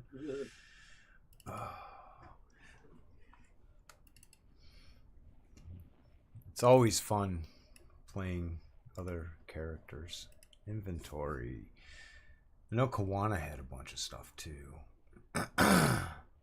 Yeah, but I feel like everything we got from the mansion, most of the magic stuff went to that weird elf mage guy. I made him leave the stuff with the party. You might want to look on the wagon. Oh, shit. Arcane scroll. Lyric's got one arcane scroll. I just don't know what it is. All right, let me pop that. Come on.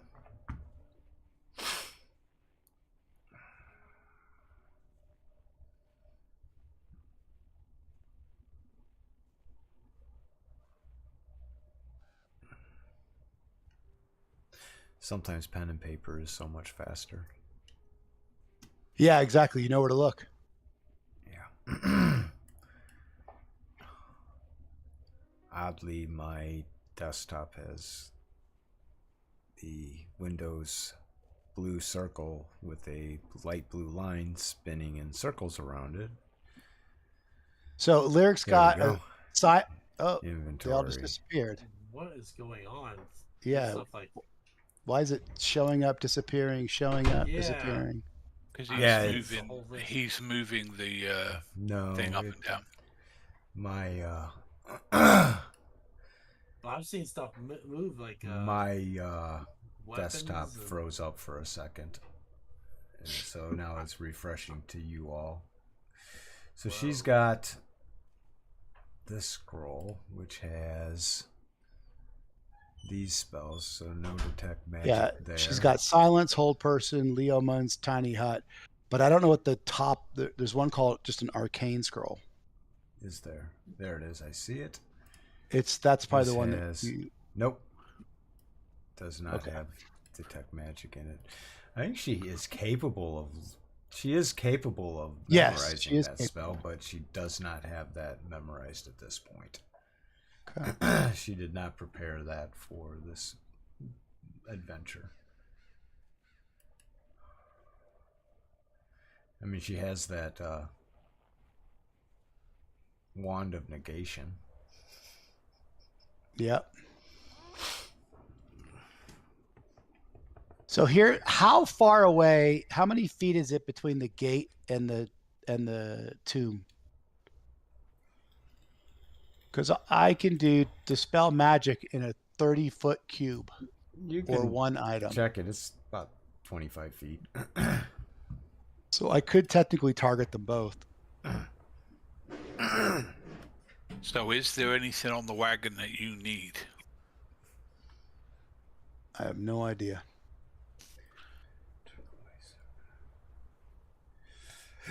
Looking at the wagon, there's. I mean, Really, the only I thing looked on at the there thing, is the but Footman's mace +1. Yeah, that's mine. And if anybody needs it, they're welcome to it. And a winter blanket. You guys might want the winter blanket. yeah, eventually. All right. So, what is the order of events at this point? So do you guys want me to try and cast a spell magic on the gate as well as the tomb? Sure. All right, then you all got to get the hell away Yeah. because you don't want to lose your stuff. What? Michael's already trying to stay away from Theoden. Yeah, dispel magic will dispel all your shit too. Yeah, so you got If you're in its area of effect. You guys want to get over here. Yeah, I'm getting way out there. Exactly. Get It's what, the a hell 30-foot away. cube? Is that what it is?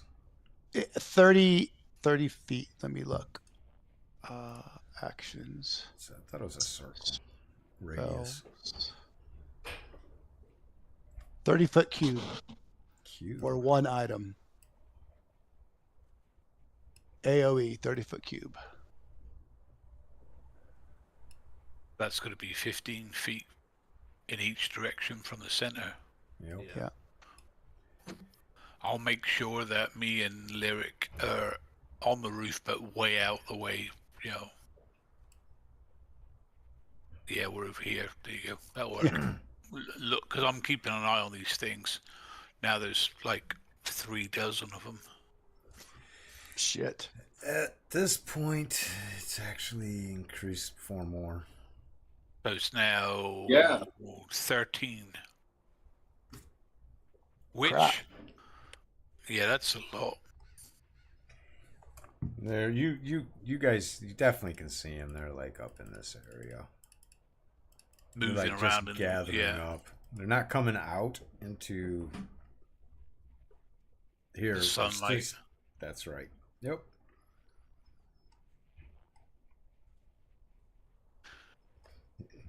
and now you understand the chill. Yes. They were in the bushes, literally in the bushes. Wow. Well, All I'm right. going to use a quote from Braveheart, from Stephen in Braveheart, where he turns around and they get shot at by the English. I'm going to look at Michael and say, "My God can get me out of here, but he's pretty sure that you're fucked." That was a great quote. That was a great line. Yeah. Oh, yes. At least I can save lyric. All right. Hopefully. Yeah. Let's cast it. So, you casting it? Yep. As you cast it on that area, I need. That's the wrong spell, you stupid guy. I was about to say something's about to happen. Yeah, animate dead, all the skeleton birds and shit from the swamp get up. There you go. You got a skeleton chipmunk just looking at you viciously through the bars. All right, bear with me because I know what the spell level.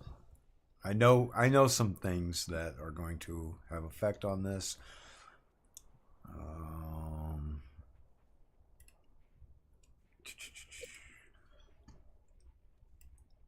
You're gonna have a couple rolls to make here real quick, though, Dan. I gotta find your character sheet.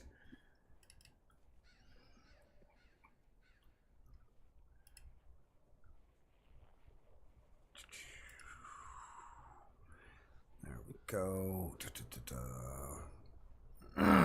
Spelling's a little higher. 1d20. You're level 6. Yep. I need you to throw me a 1d20 in the open.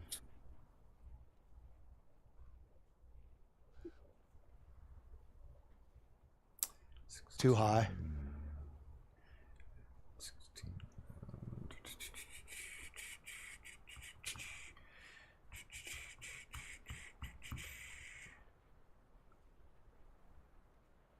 Oh, actually, higher's better on this roll. Yes, higher is definitely better. All right, I need you to throw me a 1d4 in the tower.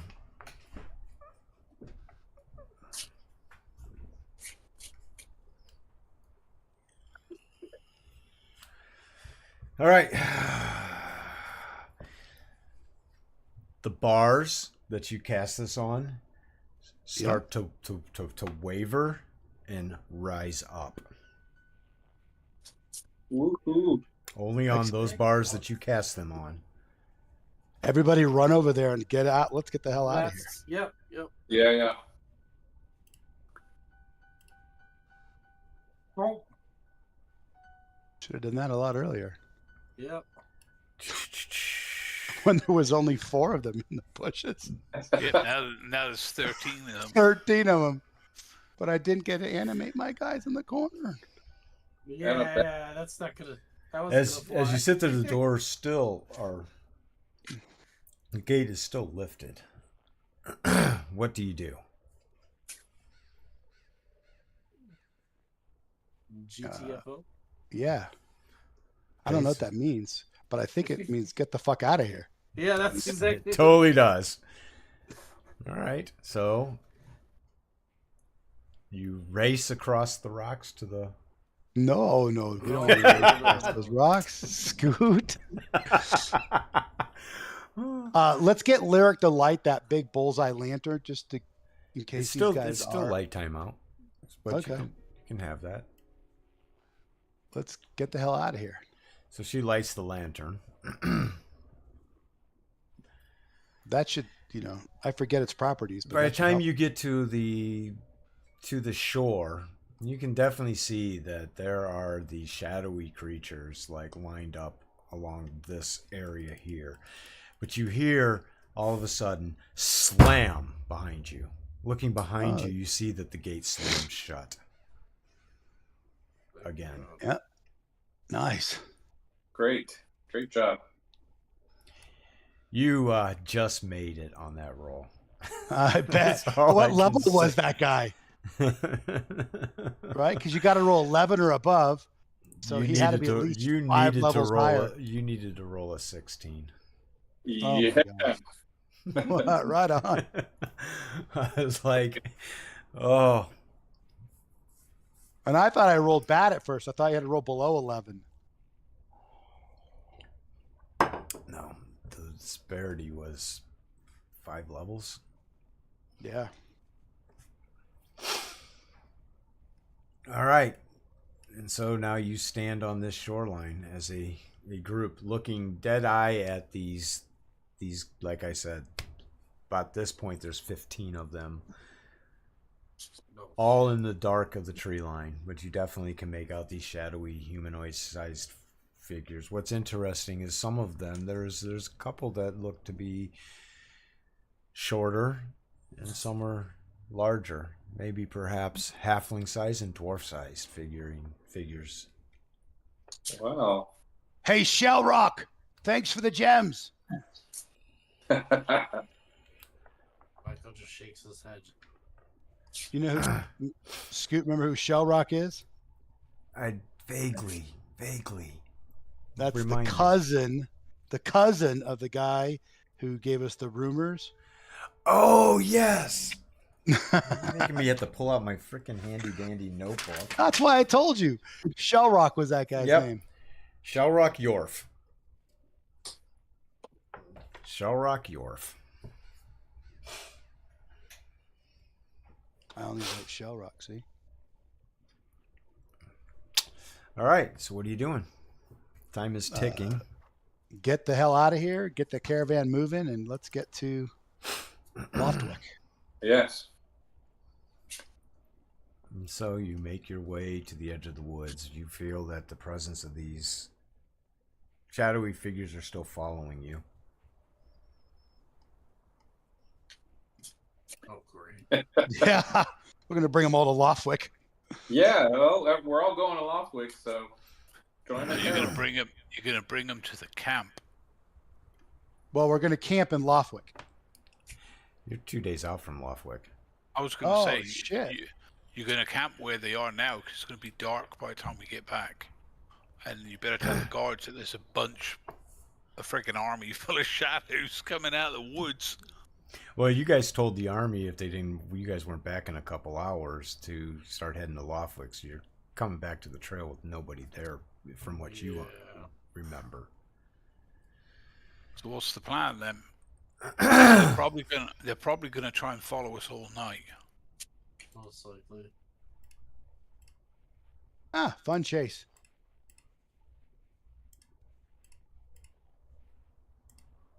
Well, I definitely don't want to fight them by a bunch of water that's going to poke us to death if we fall into it. Yeah. If you want to fight them, you want to fight them outside of the forest because that's where Right. they'll be better at what they do. You know, they'll just pass through trees and come out behind you. So maybe fighting them on the road. Yeah. Maybe, So describe to me how you guys are getting along the trail. The trail was about a mile, you figured. So that's going to take half hour or so to circumvent or to pass through due to the amount of shrubbery and the unmaintainedness of that trail. So by then the sun will be down. Close. How much? Well, let's get to the road. might be able to get to our horses and make a little bit better time.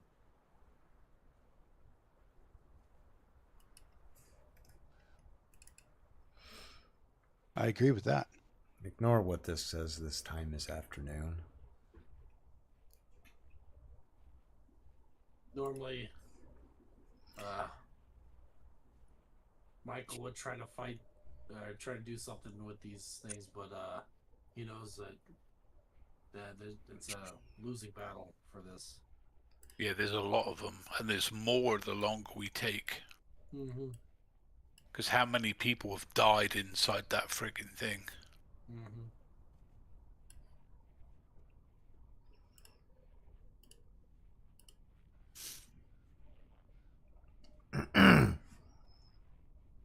So what's the plan? What do you want to do? I think your concept of fighting him on the open road is a lot better than fighting him in the forest. So I say we make haste to the open road, and if we can get in our horses and go, we should go. Yeah, definitely, I agree. So you definitely make it to the road, and it is dusk at this point, and these creatures are definitely following you, staying out of any sunlight, but your sunlight is drastically fading at this point, really quickly. You see the one wagon that the party owns, and your horses shackled up to those, with one guard standing there watching it as you brush out into the main road. He looks and says, 2 hours? How long were we gone, Scoot? It's almost 6 hours. Thoden just kind of shrugs his shoulders. 5 hours, actually. Okay. God, and we had the idea to get out of there sooner, too. So what do you think of the idea that these shades are following us because they want the gems back?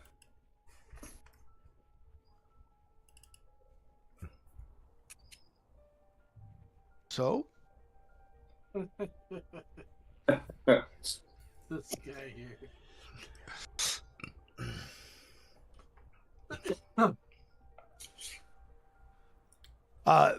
I think that's a pretty logical assumption that they want the gems back. But let's just outrun them. Brilliant.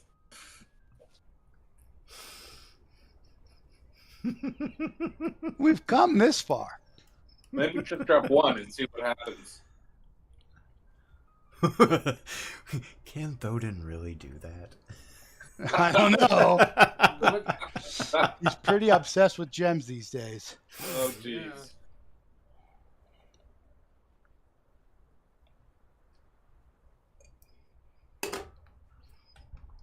The clock is ticking. The sun is setting faster and faster.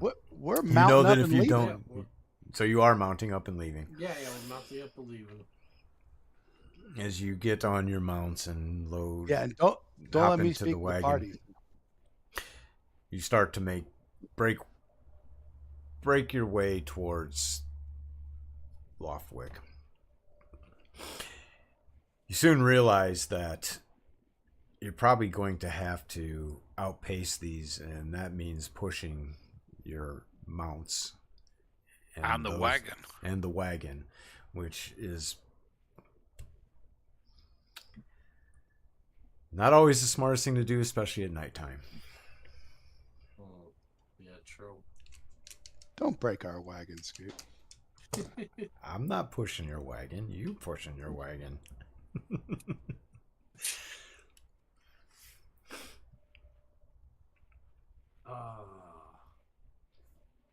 Well, here's a question. Thoden's going to do some experimenting. Mm-hmm. He's going to try as we're going down the path while he can still see. He's going to go to the left extreme of the path and see if they'll go kind of to that side, and then he'll kind of go to the right side of the path and see if they're kind of following him or if they're following all of us. They're following all of you. Yeah. All right, so you can keep the gems.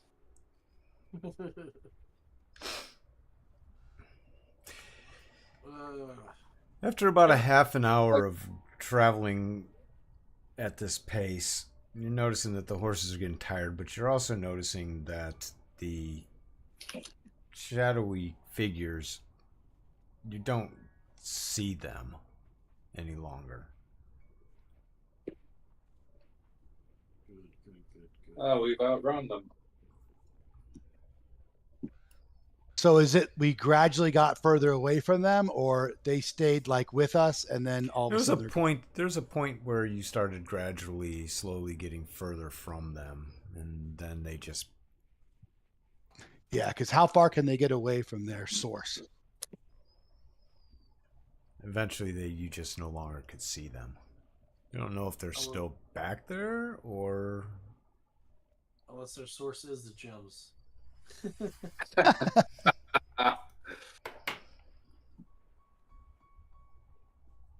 Well, I think we could try to slow down a little bit, but again, don't. well at this point. Odin makes bad choices. I wouldn't listen to him. Yeah. After about another half hour, you're at that point where you do need to let the horses be walked because of the pace that you were moving at. They will no longer be running. Okay. And so you walk along the trail for the road, I should say, for about another half hour, and you still no sign of these shadowy figures at all. At this point, you're perhaps kind of convinced that they've given up chase, maybe? Okay, good. But don't let me put words into your mouth. False sense of ease. Because I could be trying to trick you.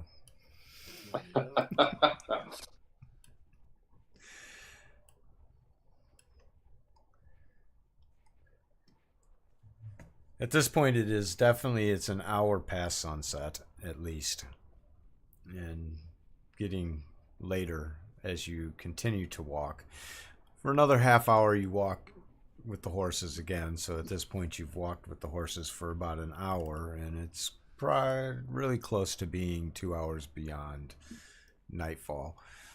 The soldier who's driving the wagon says, I think we need to rest for the night. I don't know what you spooked up, but I don't think that they're behind us any longer.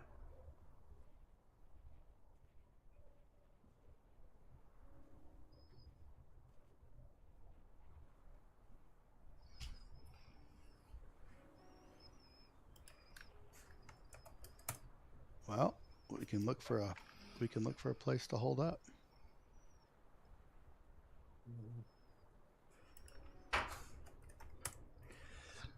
I'd like to break early so that we can try to catch up to the group. Well, the group will be much easier to catch up with because they're going at the pace of people walking.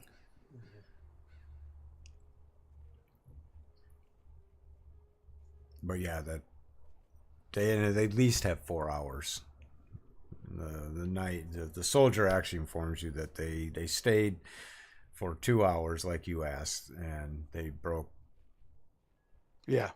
So they would have traveled till it got to be dusk so that they could still see to set up camp. So they're probably at the pace that you guys did to get to where you are now. They're probably 2 hours up the road ahead of us.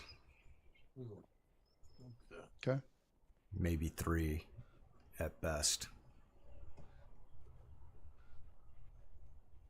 But we'd catch him tomorrow.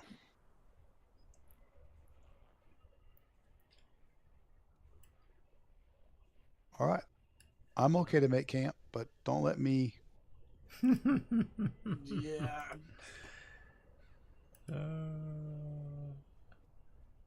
They could probably catch up, but yeah. Are we sure that they're not following us? Nope. Not at all. Yeah. Nobody has like holy water or anything, do they? Got some water on me, but I consider it holy.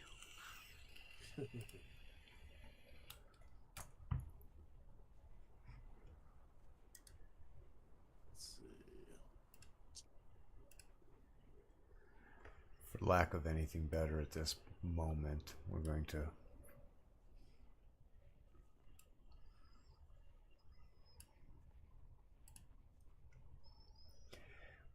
three, four, five, six. Who we got on here?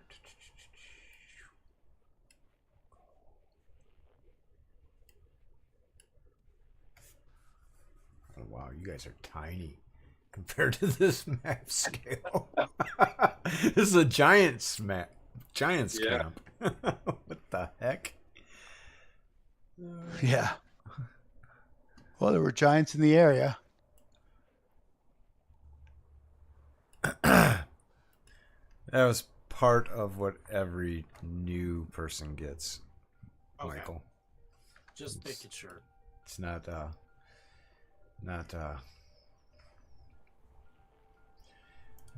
it.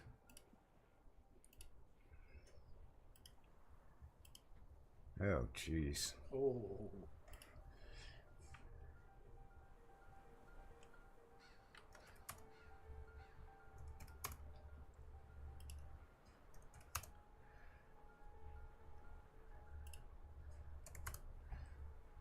Yeah, that looks like that'd be more appropriate size. What? Yeah, whatever.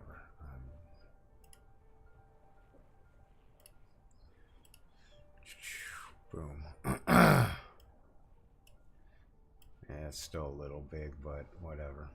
This is just a quick representation, because the road doesn't even look like this, but I want to camp.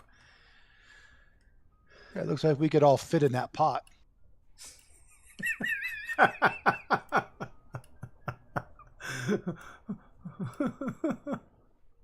Fine.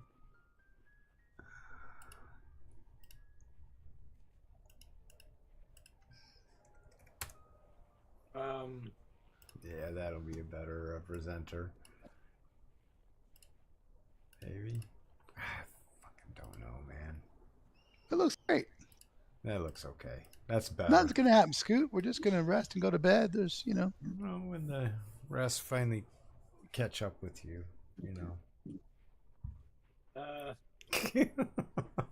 Michael's Nothing's gonna happen. There's no point in me putting a map up. Yeah, that's what I've learned. Scoot always puts up maps for no reason. Yeah, Michael's going to take. He's got salt on him, and he's going to pour salt in a circle around his bedding area, nonchalantly. Just making a line of it around it. Okay.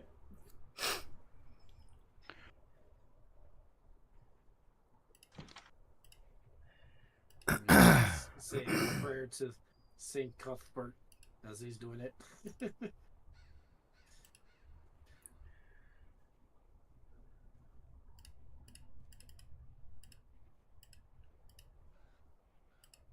I mean, he's got 1 pound of salt, so he asks. Gotta use it up. If he wants some.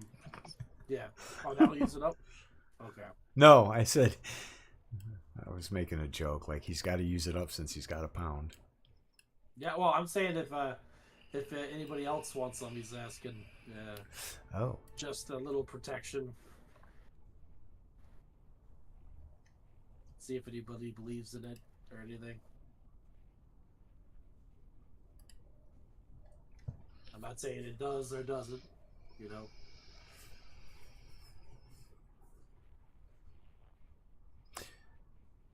All right, so you take about an hour or so to set up the camp. I'm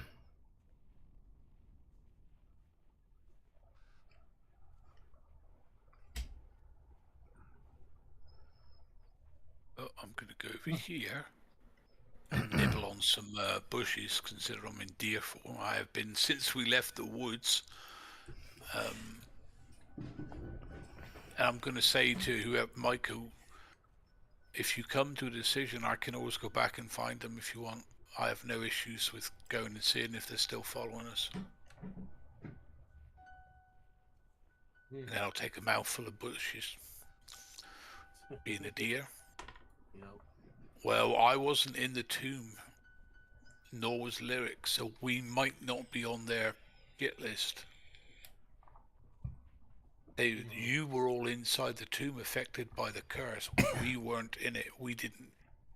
We might not be. I'm not saying it's going to happen, but I'm willing to risk going back to see if they'll go right past me or they'll home in on me. well, would you be able to see shadowy objects in an area that's all shadow? Mm-hmm. Okay. Yep. All right. Well, if you want to go back, I'm not stopping you. Let the rest of the party know All right. that I'll be gone for a little while. I'm going to go down the path as a deer, and I'll write you a quick Okay. thing. Very good. Michael lets everybody know that Hearn. Is it Hearn? Hern. Yeah. Or Herne? Okay. Turn. Hernia. Hearn is. Hernia. I'll be after I'm done.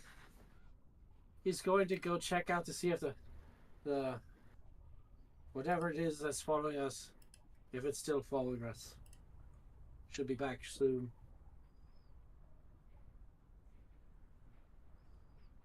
He says that as he's pouring some more salt out.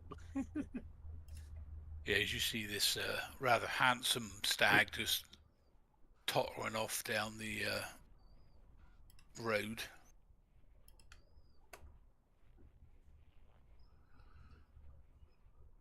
What's the watch order? Out of curiosity. Oh, nice. And there you go. One ability. 'Cause so- I get it. Yep, that's what I'm going to do. Get down Okay. to about here, and then once I'm out of sight of the party, change into an owl and fly above the woods, Okay. I like it. looking for. I know it's going to be fairly difficult to spot, but one, I'm an owl in the tree above the trees, and two, there's at least a dozen plus of these things, probably moving in a group. So I'm looking for shadows that are not stationary, that are Okay. literally flitting from tree to tree. How far out do you plan to go? And for how long? How far did we travel time-wise from? If you say An hour from on the path. an hour at a gallop Oh shit, that's a little and bit. an hour at a walk. Walk. And your walk would be at the pace of Thoden. Thodan, which is 50 yards. So roughly half of what a normal human would walk. Okay, so how fast can an owl fly? There's nothing in the way. Stated Yeah. nor I'm above the trees, so I don't have to. I'd say amongst the- you could cover the distance back to where the way the trail- track leads. to the trail to the sepulcher.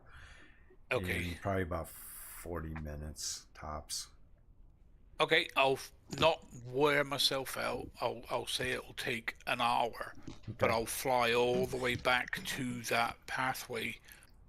Sometimes going across the tops of trees in case they're sticking to the dark shadows, and sometimes on the road. But I'm just looking for, like I said, clumps of shadows that are moving from tree to tree, like a group of people, but there's no physicality to them. And be mindful of how you feel. Oh yeah, because they're going to be getting colder. Good job. Good Right. call. All right. So while you start off flying, you get this irresistible urge that you see a mouse on the ground. Got to eat it. Even though I am a druid and I technically could resist, no, I'm gonna snack on him. You swoop down and with very little effort, your talons grasp into it. I'll look at the animal and go, Ilana thanks you for your sacrifice and then bite its head off. Oh, It's man. about what an owl would do. Yep. And then chew the Continue whole flight. body up. Well, yeah, continue flying, but eat the whole thing, and then after the owl regurgitate the shit that they don't eat. Like, you know, that's how owls eat. Yep. We had an owl lived in my back garden in the UK. Every frickin' couple of days there was like a dead, I swear there was dead postman and all sorts of shit in that pile at the end, but fuck no, it was mice, you know, really small things. But there would be piles of fur and bones. All the blood and skin was gone. Everything it could get, it ate. Everything it couldn't, it shat itself. You know, it puked it up. We had So that's what. Yep. Cool. I don't need to eat rations. I had some bushes earlier in deer form, and now I had an owl. What a 3-course meal! Freaking hell. But I'm a druid, so I'm used to living outside. Nothing I don't do every day. Not as an owl, though. Yeah, Right. like I said, swing across the trees just to see if they're creeping along the side of the path, and then, but mainly sticking to the way we've rode, because they'll probably be tracking us rather than, oh, I think they're going to camp over there.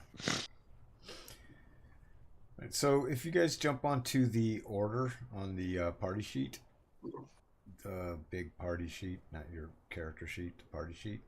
Yeah. Choose what you guys want your watch orders to be for. I typically run a night as 4 watches. Well, and so throw the guard in with Thoden at the end. Okay. That's 2 per watch. Yep. Where's the party sheet? The order tab on the party sheet, yeah. Knowing Marlock, I'll get back saying there's no shadows and 6 hill giants have beaten the shit out of the party.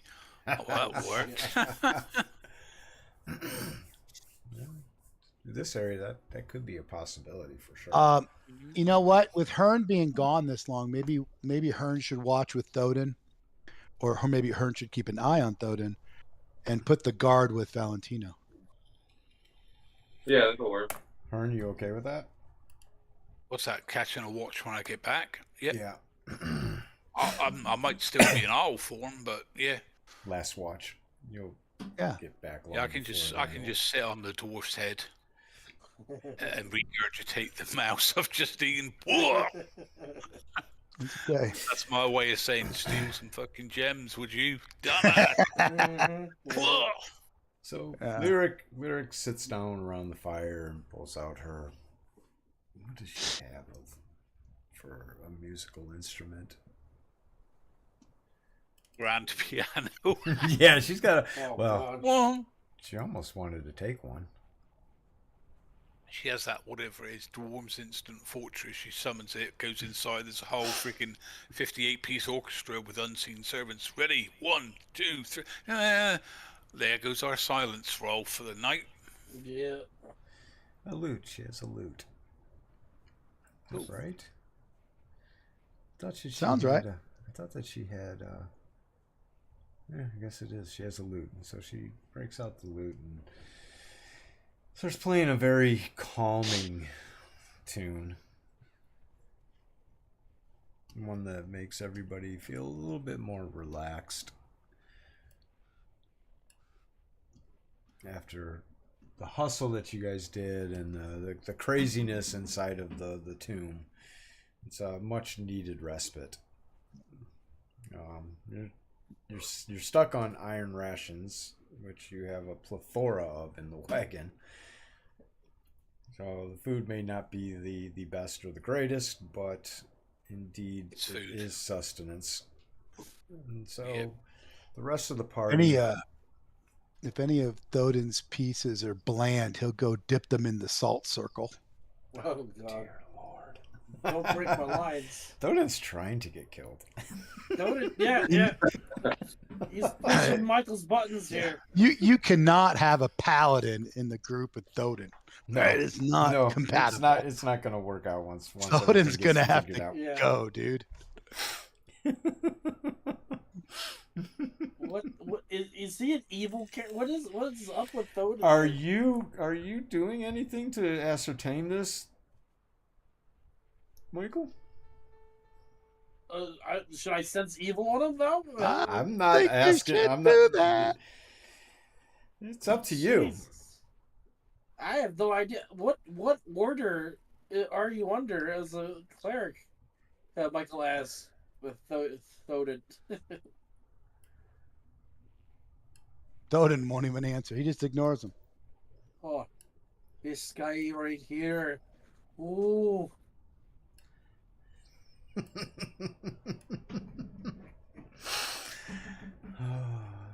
Good thing there's no smite Tui. No what? No smite.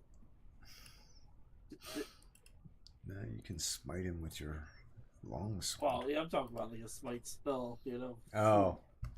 I would say be careful. Don't kill him yet, because like Lyric and Eagle Eye and Koana would not tolerate that.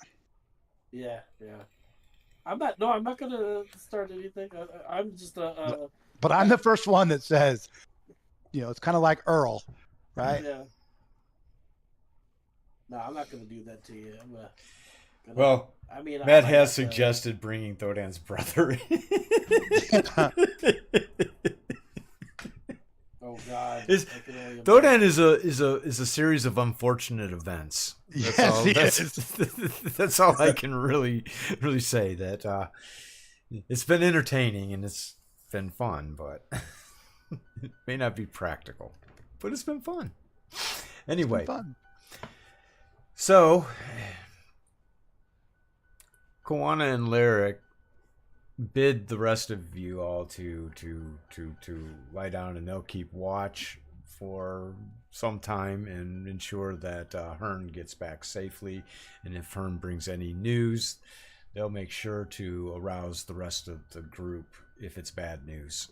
And if it's not bad news, then the watch order will be maintained, says Koana. Quite firmly, he says this, as if it's your father telling you to lie down and get some rest. Very much Koana-ish dialogue. And so Thoden will begin pestering Koana to cast the bones to read his future. Koana looks to you and says, I have seen things that I don't You like. people wouldn't believe. Attack ships on fire off the shoulder of Orion from Blade Runner. Oh, gosh. He says, Thodan, I don't know if you want me to do that for you. I have not had good dreams. Well, not tonight, but I need to know, my friend. Just rest. Get sleep. As he takes his hand and he puts it on your shoulder and rubs his finger along the back of your neck. Something that he's never done to you before. What is You going find on? it very like, He's gonna snap it one day. and Brokeback he turns and walks back to Lyric and sits at the fire. Says I can't quit you. Brokeback. No. We don't do sexy fun time here. You know the rules. Hey, I'm not saying. I'm not saying. if anything like that is ever to occur or happen, it's like veiled completely because I don't roleplay that way. Hey, I'm the one caressing his neck and stuff here, buddy. Well, that's because good old Koana's thinking about how he can snap it. Oh, okay. It would look odd to the paladin if he saw this. Yes, indeed. Yeah. But he wouldn't have a reference to a modern day movie. Thank you. Yeah. Well, he's already thinking that something's up with this party as it is. Yeah. You don't get any weird feelings from anybody else except Thodan. Yeah. Anyway. Well, I gotta see if I can find the picture of Thoden. You keep going, Scoot. You keep going. So everybody else finds their way to the quarters. Those wearing armor have come down to their sleeping gear, essentially their underclothes, and kind of just start relaxing. After about an hour, Hearn, you have made it back to the trail area, and you have seen nothing. Like anything beyond like animals feeding. And even they, I guess they'd be spooked if there was that many shadows moving. They'd be a bit wary, I think. Well, and So you see deer out in the field, like what you would normally expect to see for this time of evening. So you see deer on the edges feeding, and it's like they're owls playing cards. Yeah, playing cards. Yes, indeed. You see a bear walking with a yellow bear with a orange shirt on, walking with a pot of honey, Yeah, with a donkey with a tail pinned upon his ass, following you. Nothing looks out of place, and that's what's that's what's scary. Maybe not scary, but maybe more so comforting. Well, yeah, definitely for me, because it's more. Do I feel that cool? You do not. Good. Maybe they went out of range. Or maybe the shadow said, fuck it, the guy that controls us is toast. They threw him in a corner. Maybe. I don't know. Not having a real firm grasp of understanding on undead, but perhaps it's the area that they're bound to that was drawing them back. Yep, that's a good thing about being a druid. Even though I'm a cleric, I have nothing to do with death. Life, definitely, druid, all about that. Natural death, yep, but not undead. Well, and I will say this much: you definitely would note in the back of your memory banks there that the amount of imbalance that was in this area should probably be reported up the hierarchy of druids and spoken to the grand druid that is in this area so that a cleansing can happen to restore the balance. Because what you felt there is just not good. Right. They need to go and sanctify that marsh bit and that building. Yep, I'll definitely pass it up to any other druid that I see or sees me. Right. I mean, I will start flying back to the camp then. Okay. Just making sure that there's no gnolls or wandering orc packs or wolves, anything that might bug them while they're sleeping, because they're probably exhausted. These silly slickers. Except for the barbarian. Freaking silly slickers. Yes, the barbarian looks like he would be much more comfortable out on the plains and not in the city. Yep. He does not have the adornment of one who would find themselves in any city. Right. Fly back, make sure everybody's okay, do a couple circles of the camp before I land, and then I guess because I was told that I was going to be on watch with the dwarf, Mr. Theoden. There he is. So you make it back, and Lyric and Kawana are kind of just sitting there. Lyric is quietly playing the lute in a very calming, relaxing manner, and one that I'll land on that log as an owl and just look at them. Because I don't know if you run it, but as far as I know, I don't get to speak common in animal language. Nope. I have to only as the deer, because that's not me, not my deer, but if my deer-headed thing is me, I'll just shake my head like an owl, and then I will revert back to being my normal good-looking half-elf. As this owl lands there, Lyric Yep. Lyric stops playing. She goes, Kawana, look, an owl. Is that a good omen or a bad omen? and then as I change back, because it's literally a couple of segments, I'll go, it's a good omen, I made it back. They're gone. Kawana steps up and he goes, "You are full of surprises, druid." Mm-hmm. Yep. And then I'll literally go, oh, hang on a minute. And a dead mouse. A dead mouse pops out. Should have done that as an That's owl. Would have great. been a lot less. Yeah, I'll just cough the mouse onto the floor and go, well, I've already eaten, but they're gone as far as I know. Lyric shrieks and it's like,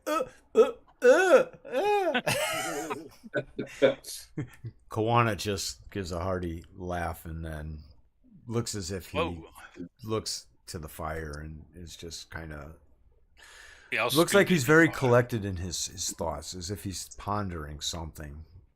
Like there's something pressing. I'll throw the carcass in the fire so I'm not littering. But I'll tell them the things don't seem to be following us. The animals are back in the woods. The coldness is gone. I think we're okay. Eric says that is definitely good news, and indeed you were a good omen. So tell me about yourself. What would you like to know? Everything. And I'll just look at him quizzically like a deer, like they cock their head. And they... Lyrics is she. Oh, she, see. Yeah, Kawana wouldn't ask these questions. Yeah. And I'll look at her quizzically and just, what would you like to know? You're the first people I've been around in 6 months. Why do your features resemble that of a deer? My totem. Is this how you were born? No.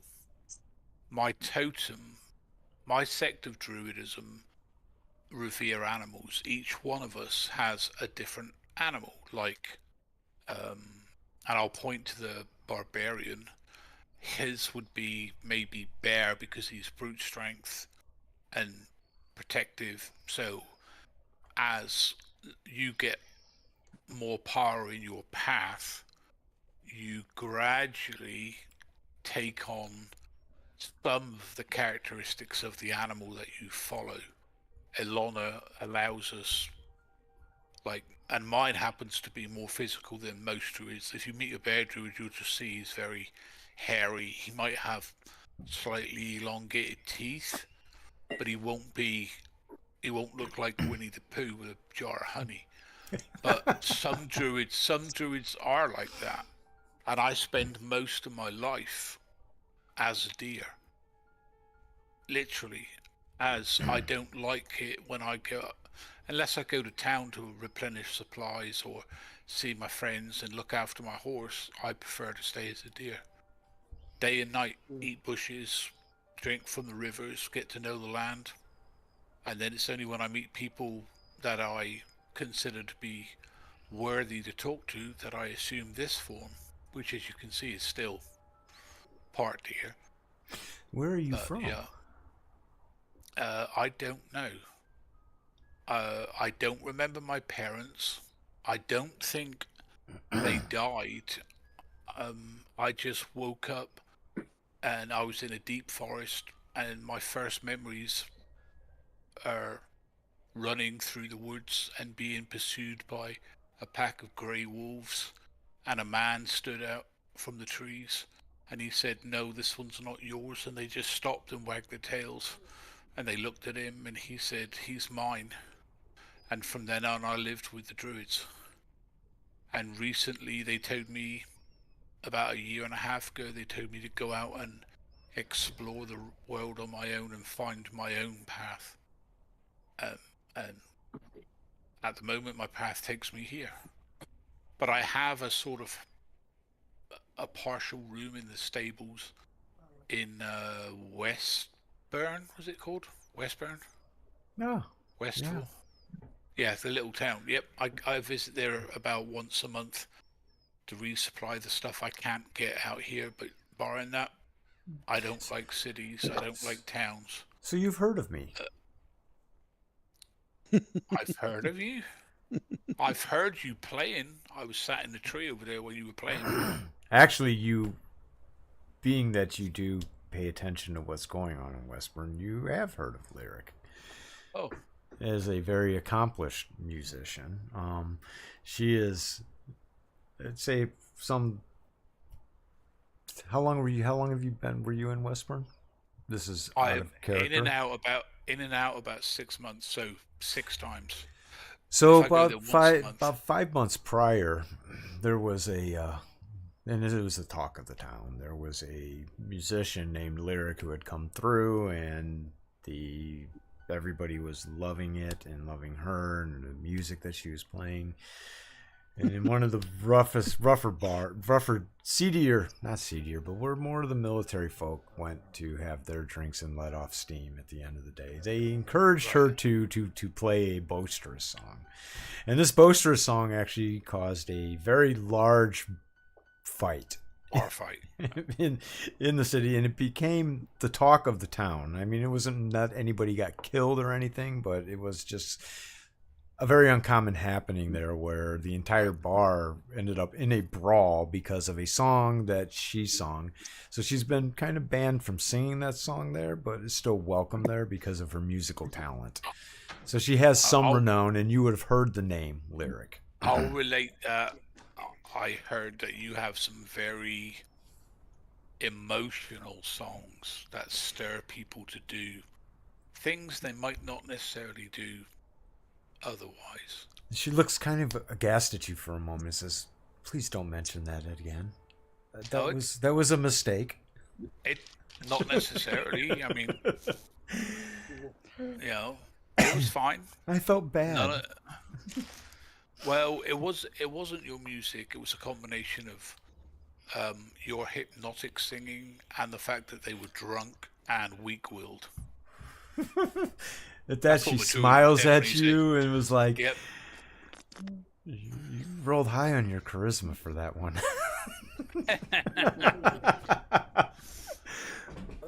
I said, "Yeah, I go there occasionally, not to the area you have where a way you of words. Thank you. You're very welcome.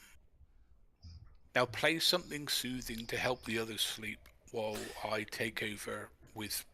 You should go to sleep as well, she says, for your watch is last. So, please, lie yourself down and get some rest. I'll sit against a tree and just close my eyes, because I can't really lay down. If I do, I end up with so much burrs and leaves and squirrels and stuff that... No, I'll just go to sleep where I am comfortably. And so she continues to play the tune. After a little bit, Michael.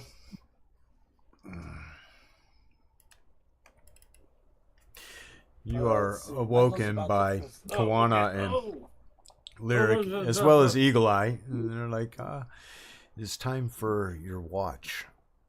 Oh my god. I was having such a dream. Oh, okay, now. There was this weird little man that was a cleric that wanted to raise the dead. And, oh my god.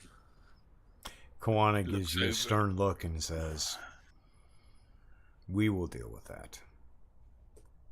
Alright. He has kept it under control. And now we, But it is your turn to watch now. Alright. So, watch. Michael starts watching. Eagle Eye, get up. It is time to watch. He'll pop right up. Kawana sleep. Put on his gear, and he'll find a nice shadowy place to hang out and let his eyes adjust to the dark. Alright. So Michael and Eagle Eye are on the watch. Yep. Michael, if you're human, you'll probably want to stay closer to the fire, yeah? Yep, that's exactly where I'm at right there. All right. And I'll disappear out into the trees. Gotcha. But I want you to know where I am out there. Okay.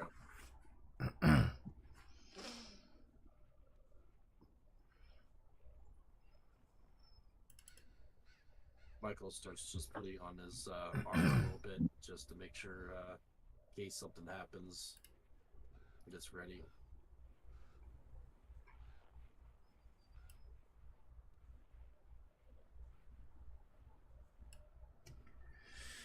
And again, another very quiet, eventless evening. And so Valentino and the guard would be up next for watch. And you know that. And so Eagle Eye and Michael, you know that your watch time has passed, and it's time to pass on the torch to the guard and Valentino. Yep, I wake up. Oh, what a nice nap.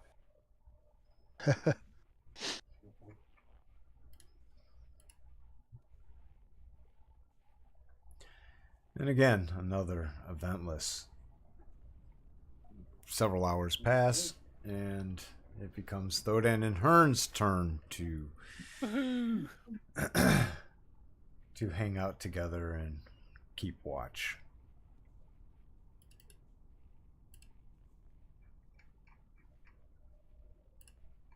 I'll stay by the fire, making sure there's enough wood on it so that the people sleeping are warm.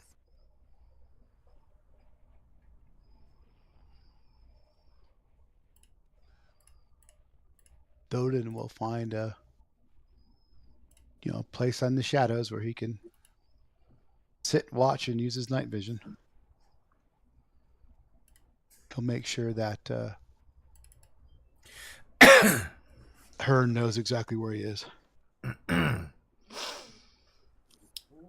right, give me a second here. Maybe this day. After about 2 hours of sitting there, the sun starts to rise. The temperature at this point in time, you guess, we wouldn't know what the number is, but assume about 70 degrees.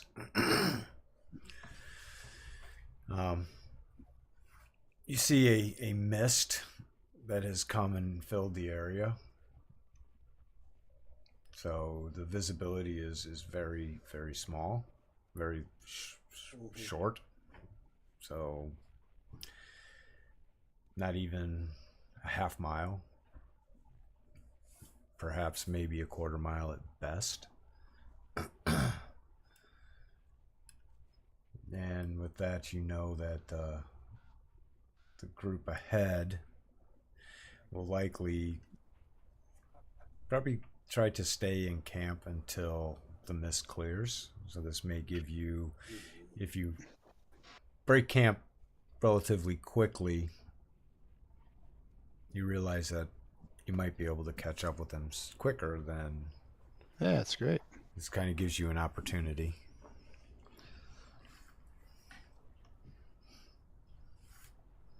Let's take advantage of it, unless anyone disagrees. No. Does anybody need to do any spell work? Yeah, I need to change some spells around just in case, so I'm just going to take those off because I have get them back at the beginning of the day. Juana definitely does. Right, I don't need... I guess I can Let me leave give this. it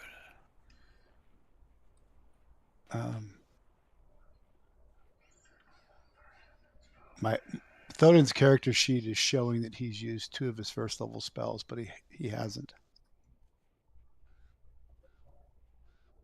Oh, I didn't give you guys the rest. Sorry. But it was that way after the last game. We couldn't get those blue dots to come back. Oh, why did I do that? I didn't want to do that.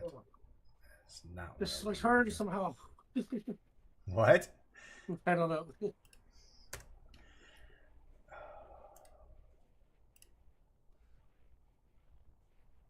see what I've got. Nope, don't need any of those.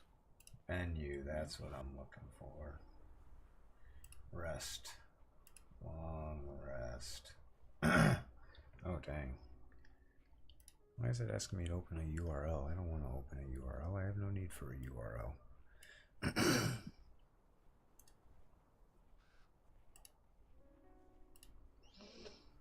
Nope, don't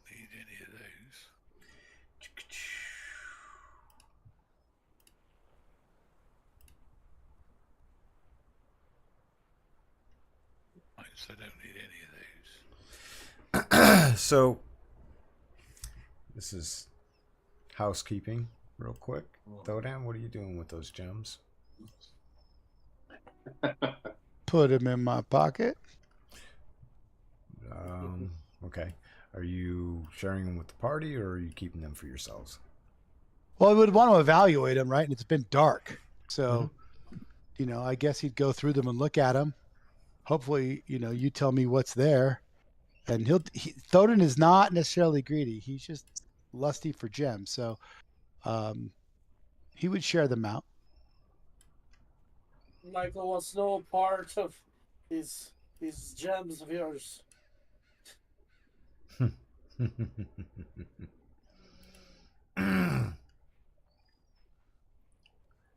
so I'm going to toss this into your inventory, Dodan, once I can find it. Got too many things open on my screen. Just make it super light. Ha! Sorry, I'm not going to guarantee that. You took it. You deal with it, buddy.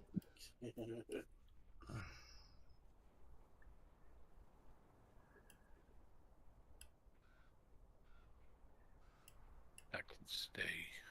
Yeah, there you go.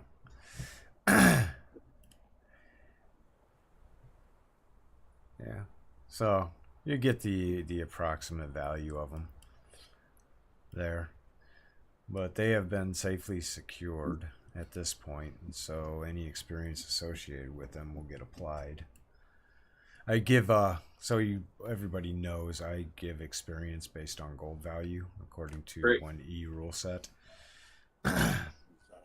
So that to me encourages more resourcefulness in absconcing loot as opposed to always fighting everything. Perfect.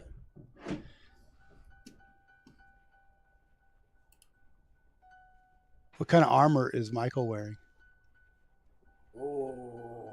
You look at Michael and he's wearing a very nice suit of field plate armor. Oh, jeez. Okay. He looks like he's very, very, very decked out.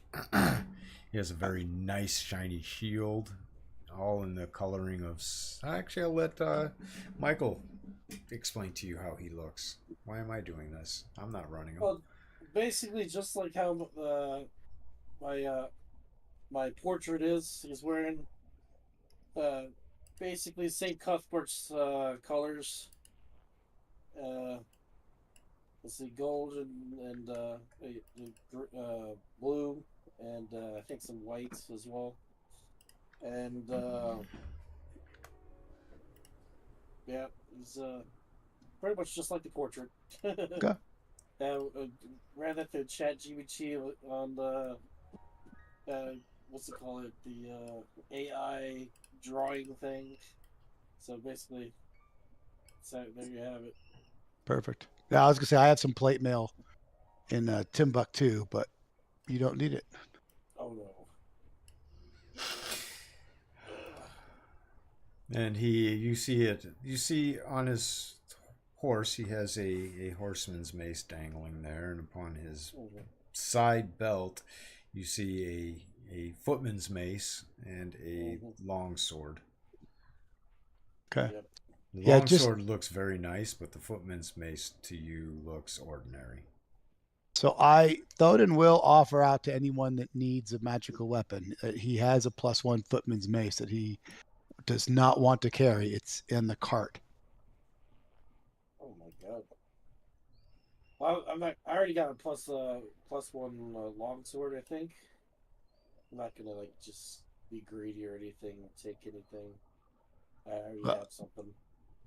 Yeah, it's not greed. I literally can't carry it. Oh yeah. If So, nobody wants it, we've hauled it around as our backup magical weapon for whoever needs it.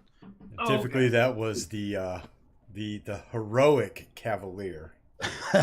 okay. But yeah, it's like you should take it because. All right. Well, yeah, I'll take it. Just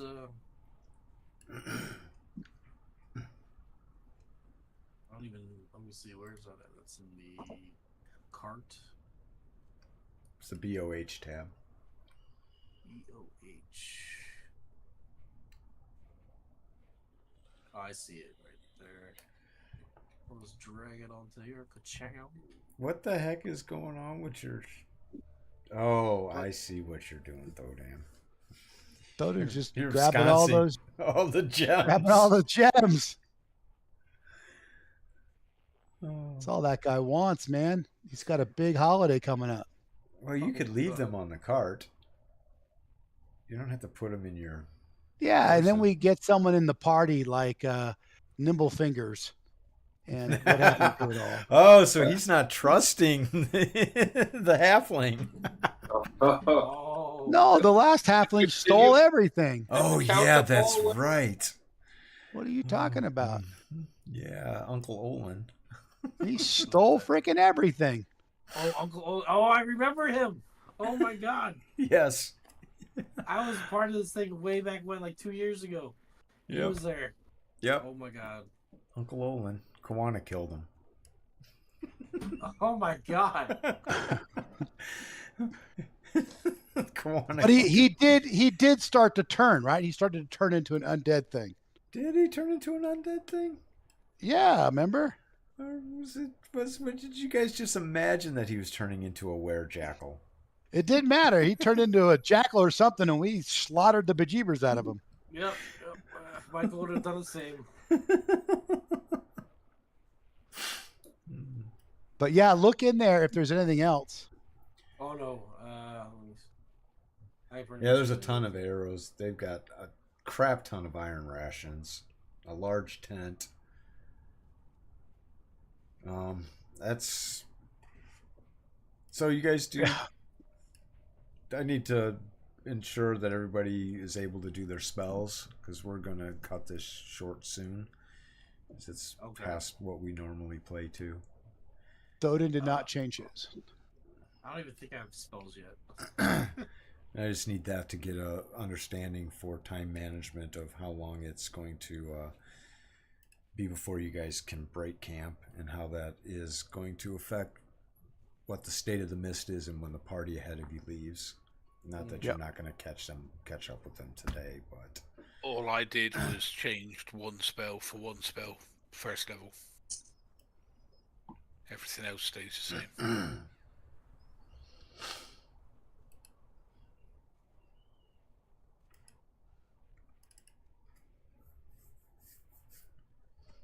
So camp gets broken up, and you all, what type of pace are you planning on traveling up the road? A medium base. Yeah. Wait, how far away are we from the big group?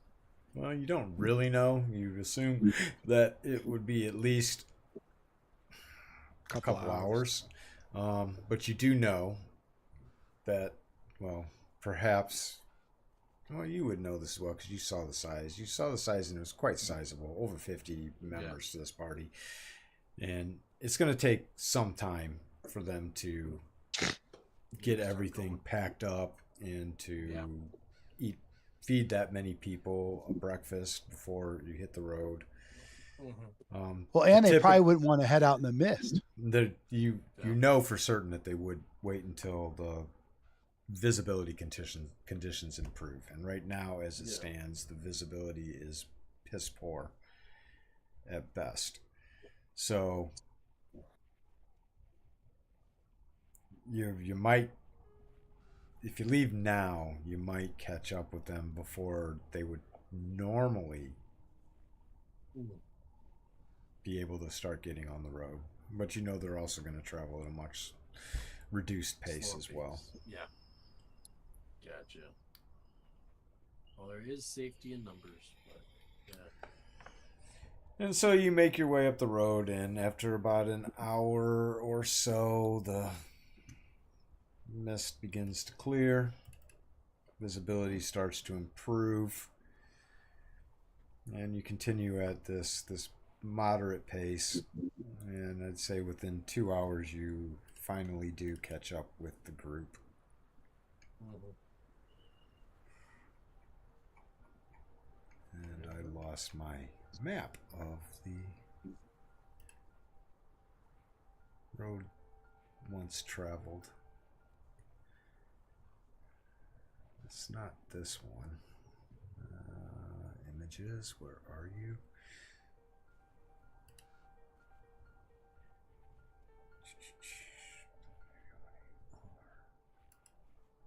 It's this one. Nope, that's a shield. I don't want that.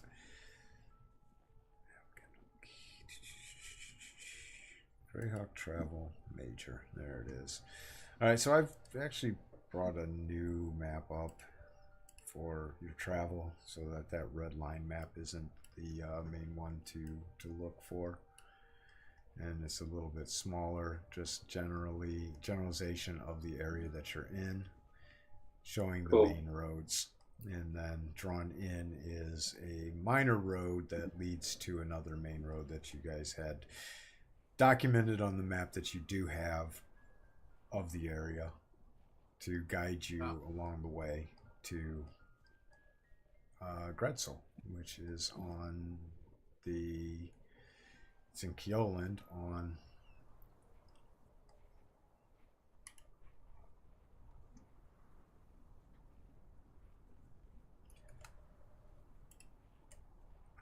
losing my map on the Azure Sea. So that is your first point destination on this land trip. Through the Yeomanry into Kioland, and then off to a sea voyage, which will take you up into the Wild Coast regions. Yeah, I don't think anybody's has brought up Michael up to speed as to what the hell's going on. Yeah, what is going on?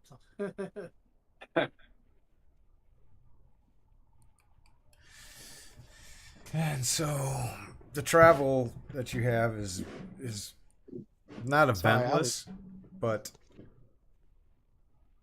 you pass merchants coming from Lothwick heading towards possibly Westburn or some of the other minor cities, traveling south bound on the road that you're on. It's navigable for two carts to pass side by side on this road. In fact, you have seen one patrol of 8 foot soldiers and 3 mounted soldiers passing you by. They look as if they bear the regalia of a yeomanry guard, so you know that this road, being a well-traveled trade road, is going to have this type of traffic, and it's pretty much normal from what you have would expect to see here. Other than that, no incidents, and you make it to a lunch break, and then that leads on into a nighttime camp setup, etc. Okay. Perhaps at this point in time, knowing that you are a half day out about from Lothwick, you guys could bring Michael up to speed as to the whole deal here. And me, I have no idea what the fuck you do with 43 people in the back of a wagon. That's what made me follow you in the first place. It was like, how many people can they get in that wagon? Well, there's 3 big wagons and 1 small wagon. The small wagon being the party's wagon, and 3 big wagons, which are really only carrying those who can't walk or get too tired to walk, while the rest of the 43 are walking alongside. But when we logistically, get to, right, so there's like maybe 6 in each of the big wagons that are infirm or elderly or whatever. Well, it wouldn't be infirm or elderly, just injured. So, well, you'll get a better picture of it if Zodan, who's been through it the whole way, would explain it. Or Eagle Eye. So, they can do it kind of together. I'll need help, Scoot, with names. Mm-hmm.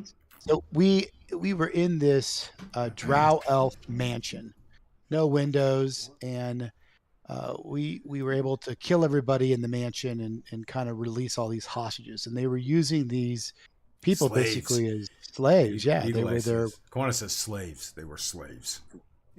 slave labor. And then underneath the mansion, there was this thing they called the pit, which is when the slaves got too sick or got Useless. injured. Yeah, useless. They threw them down there to die and to be fed to hook whores. I guess the hook whores weren't in their area. So they had to fend for themselves, and they were really having to do horrible things. They were having to do some cannibalism to survive. But they were in horrible shape, like pasty white and malnourished when we brought them up. And there was about a dozen of them were from the pit, and the other 30 of them, 31 of them were the workers in the house. So like the ones in the house, they were in good shape. They're great cooks. We're eating really well on this trip.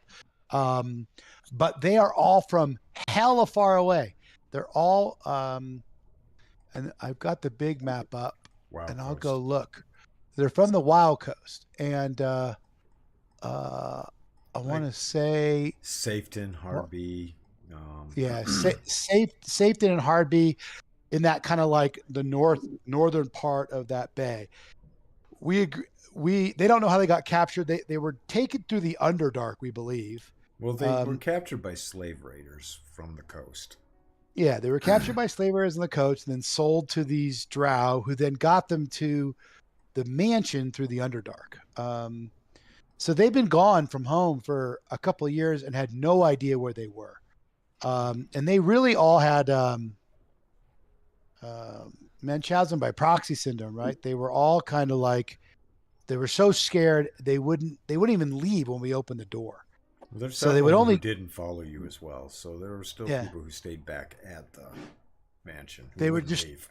Yeah, they were just too scared to leave, and so we finally got them all. We took them to West Berm. They set up a makeshift shelter and kind of nurtured them a little bit back to health. And it's like, what the hell do you do with them? They all wanted to go home, and so we agreed to escort them home. So we kind of created this route out of the yeomanry. We're going to kind of go north, then cross through the Keo land, and we want to avoid. We're going to go Dreadwood. Yeah, we want to avoid the Deadwood. So yeomanry north into the Keo land, and then drop south to Gretzel. And then Gretzel's at kind of the coast, kind of between the Dreadwood Forest and the Ulek. And then Gretzel, we want to hire a ship and then take that ship up to that northern bay, up in Woolly Bay, and go to the very northern part of it. And we'll probably dock in Safeton. I think Safeton was the first town that some of them were from. And then just literally like stop at every town and drop off, these individuals in their hometowns until they're all done, and then come back home. So that's our mission. It's a good mission. Get these guys back to where they belong. And the town raised money, and they gave us enough money to buy all the food and rations, and gave us the wagons and helped pay for the guards and everything. But we woefully underestimated how many guards we would need, especially if we want to be fools and run off, because we've only got 6 men at arms to protect 43 people. So in Lofton, we want to hire probably another 6 to 10 guards so that we have a little bit more liberty to go do some fun things on the way. And don't forget that in Lothwick, a prize awaits you. Oh yeah, I forgot. We have we went originally to West Berm to get magic weapons to go back to another area where there was all sorts of evil going on, because we didn't have enough magic weapons to actually do much good. We just kept getting our asses kicked. Well, you guys destroyed your magic weapons. Yeah, why you got to bring it up, man? What? They don't need to know that we melted them. What? Why? Oh, man, let me tell you, 14,000 experience points, 3 levels, a couple of good swords, a couple of good suits of armor. We lost a lot of shit in those dungeons. And I'm not the only one that got level drained. Kawana lost a level. Who else lost a level? Did Lyric lose a level? Lyric did not. So just Kawan and I. And I think Turlock as well. Turlon. No, he ran away. He didn't lose a level. Oh, yeah, that's right. He ran away when he took that He ran potion away of to heroism. go his potion of heroism, ran away, and then collected all the coins upstairs as the dwarf stood in the door, keeping the rights. Were they rights? Whites. Whites out. Oof, It was a lot of fun. I bet. But that's a quick summary of it. And I'm sorry, I don't know all the names. Like, that's the best I can do without You did pretty good. drawing out all the map and stuff.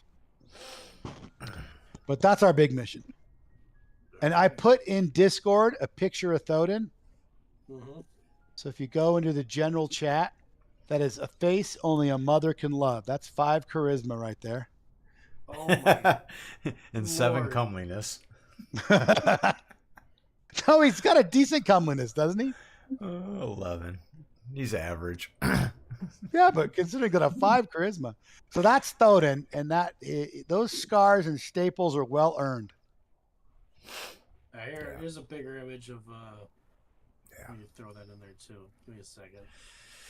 So next session, you guys will definitely get into Lothwick and be able to hire some guards and stuff, and then collect that reward which was due to you for the work that you did for the mayor of Westburn. Westburn, yeah. And then be able to continue the journey on, perhaps in the town, gather some more intelligence and rumors, such as what you did in the town prior, Conwell, and Yeah, I think from Lothwick we go to Long Spear. Is that right? yes, up New Road up to Long Spear, and then from Long Spear you were going to travel to the road between, so the Forest Road is what it's called. Yeah, the black line on your little map. Yeah, This map's got everything on it. So that black line, you are told ahead of time that it can be dangerous because it is a minor road. So your travel is going to be greatly decreased through there, and you might want to hire more soldiers in Longspear than what you have for the journey from Lothwick to Longspear.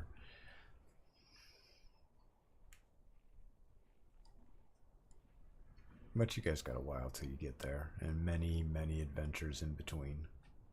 All right. Yep. Ooh.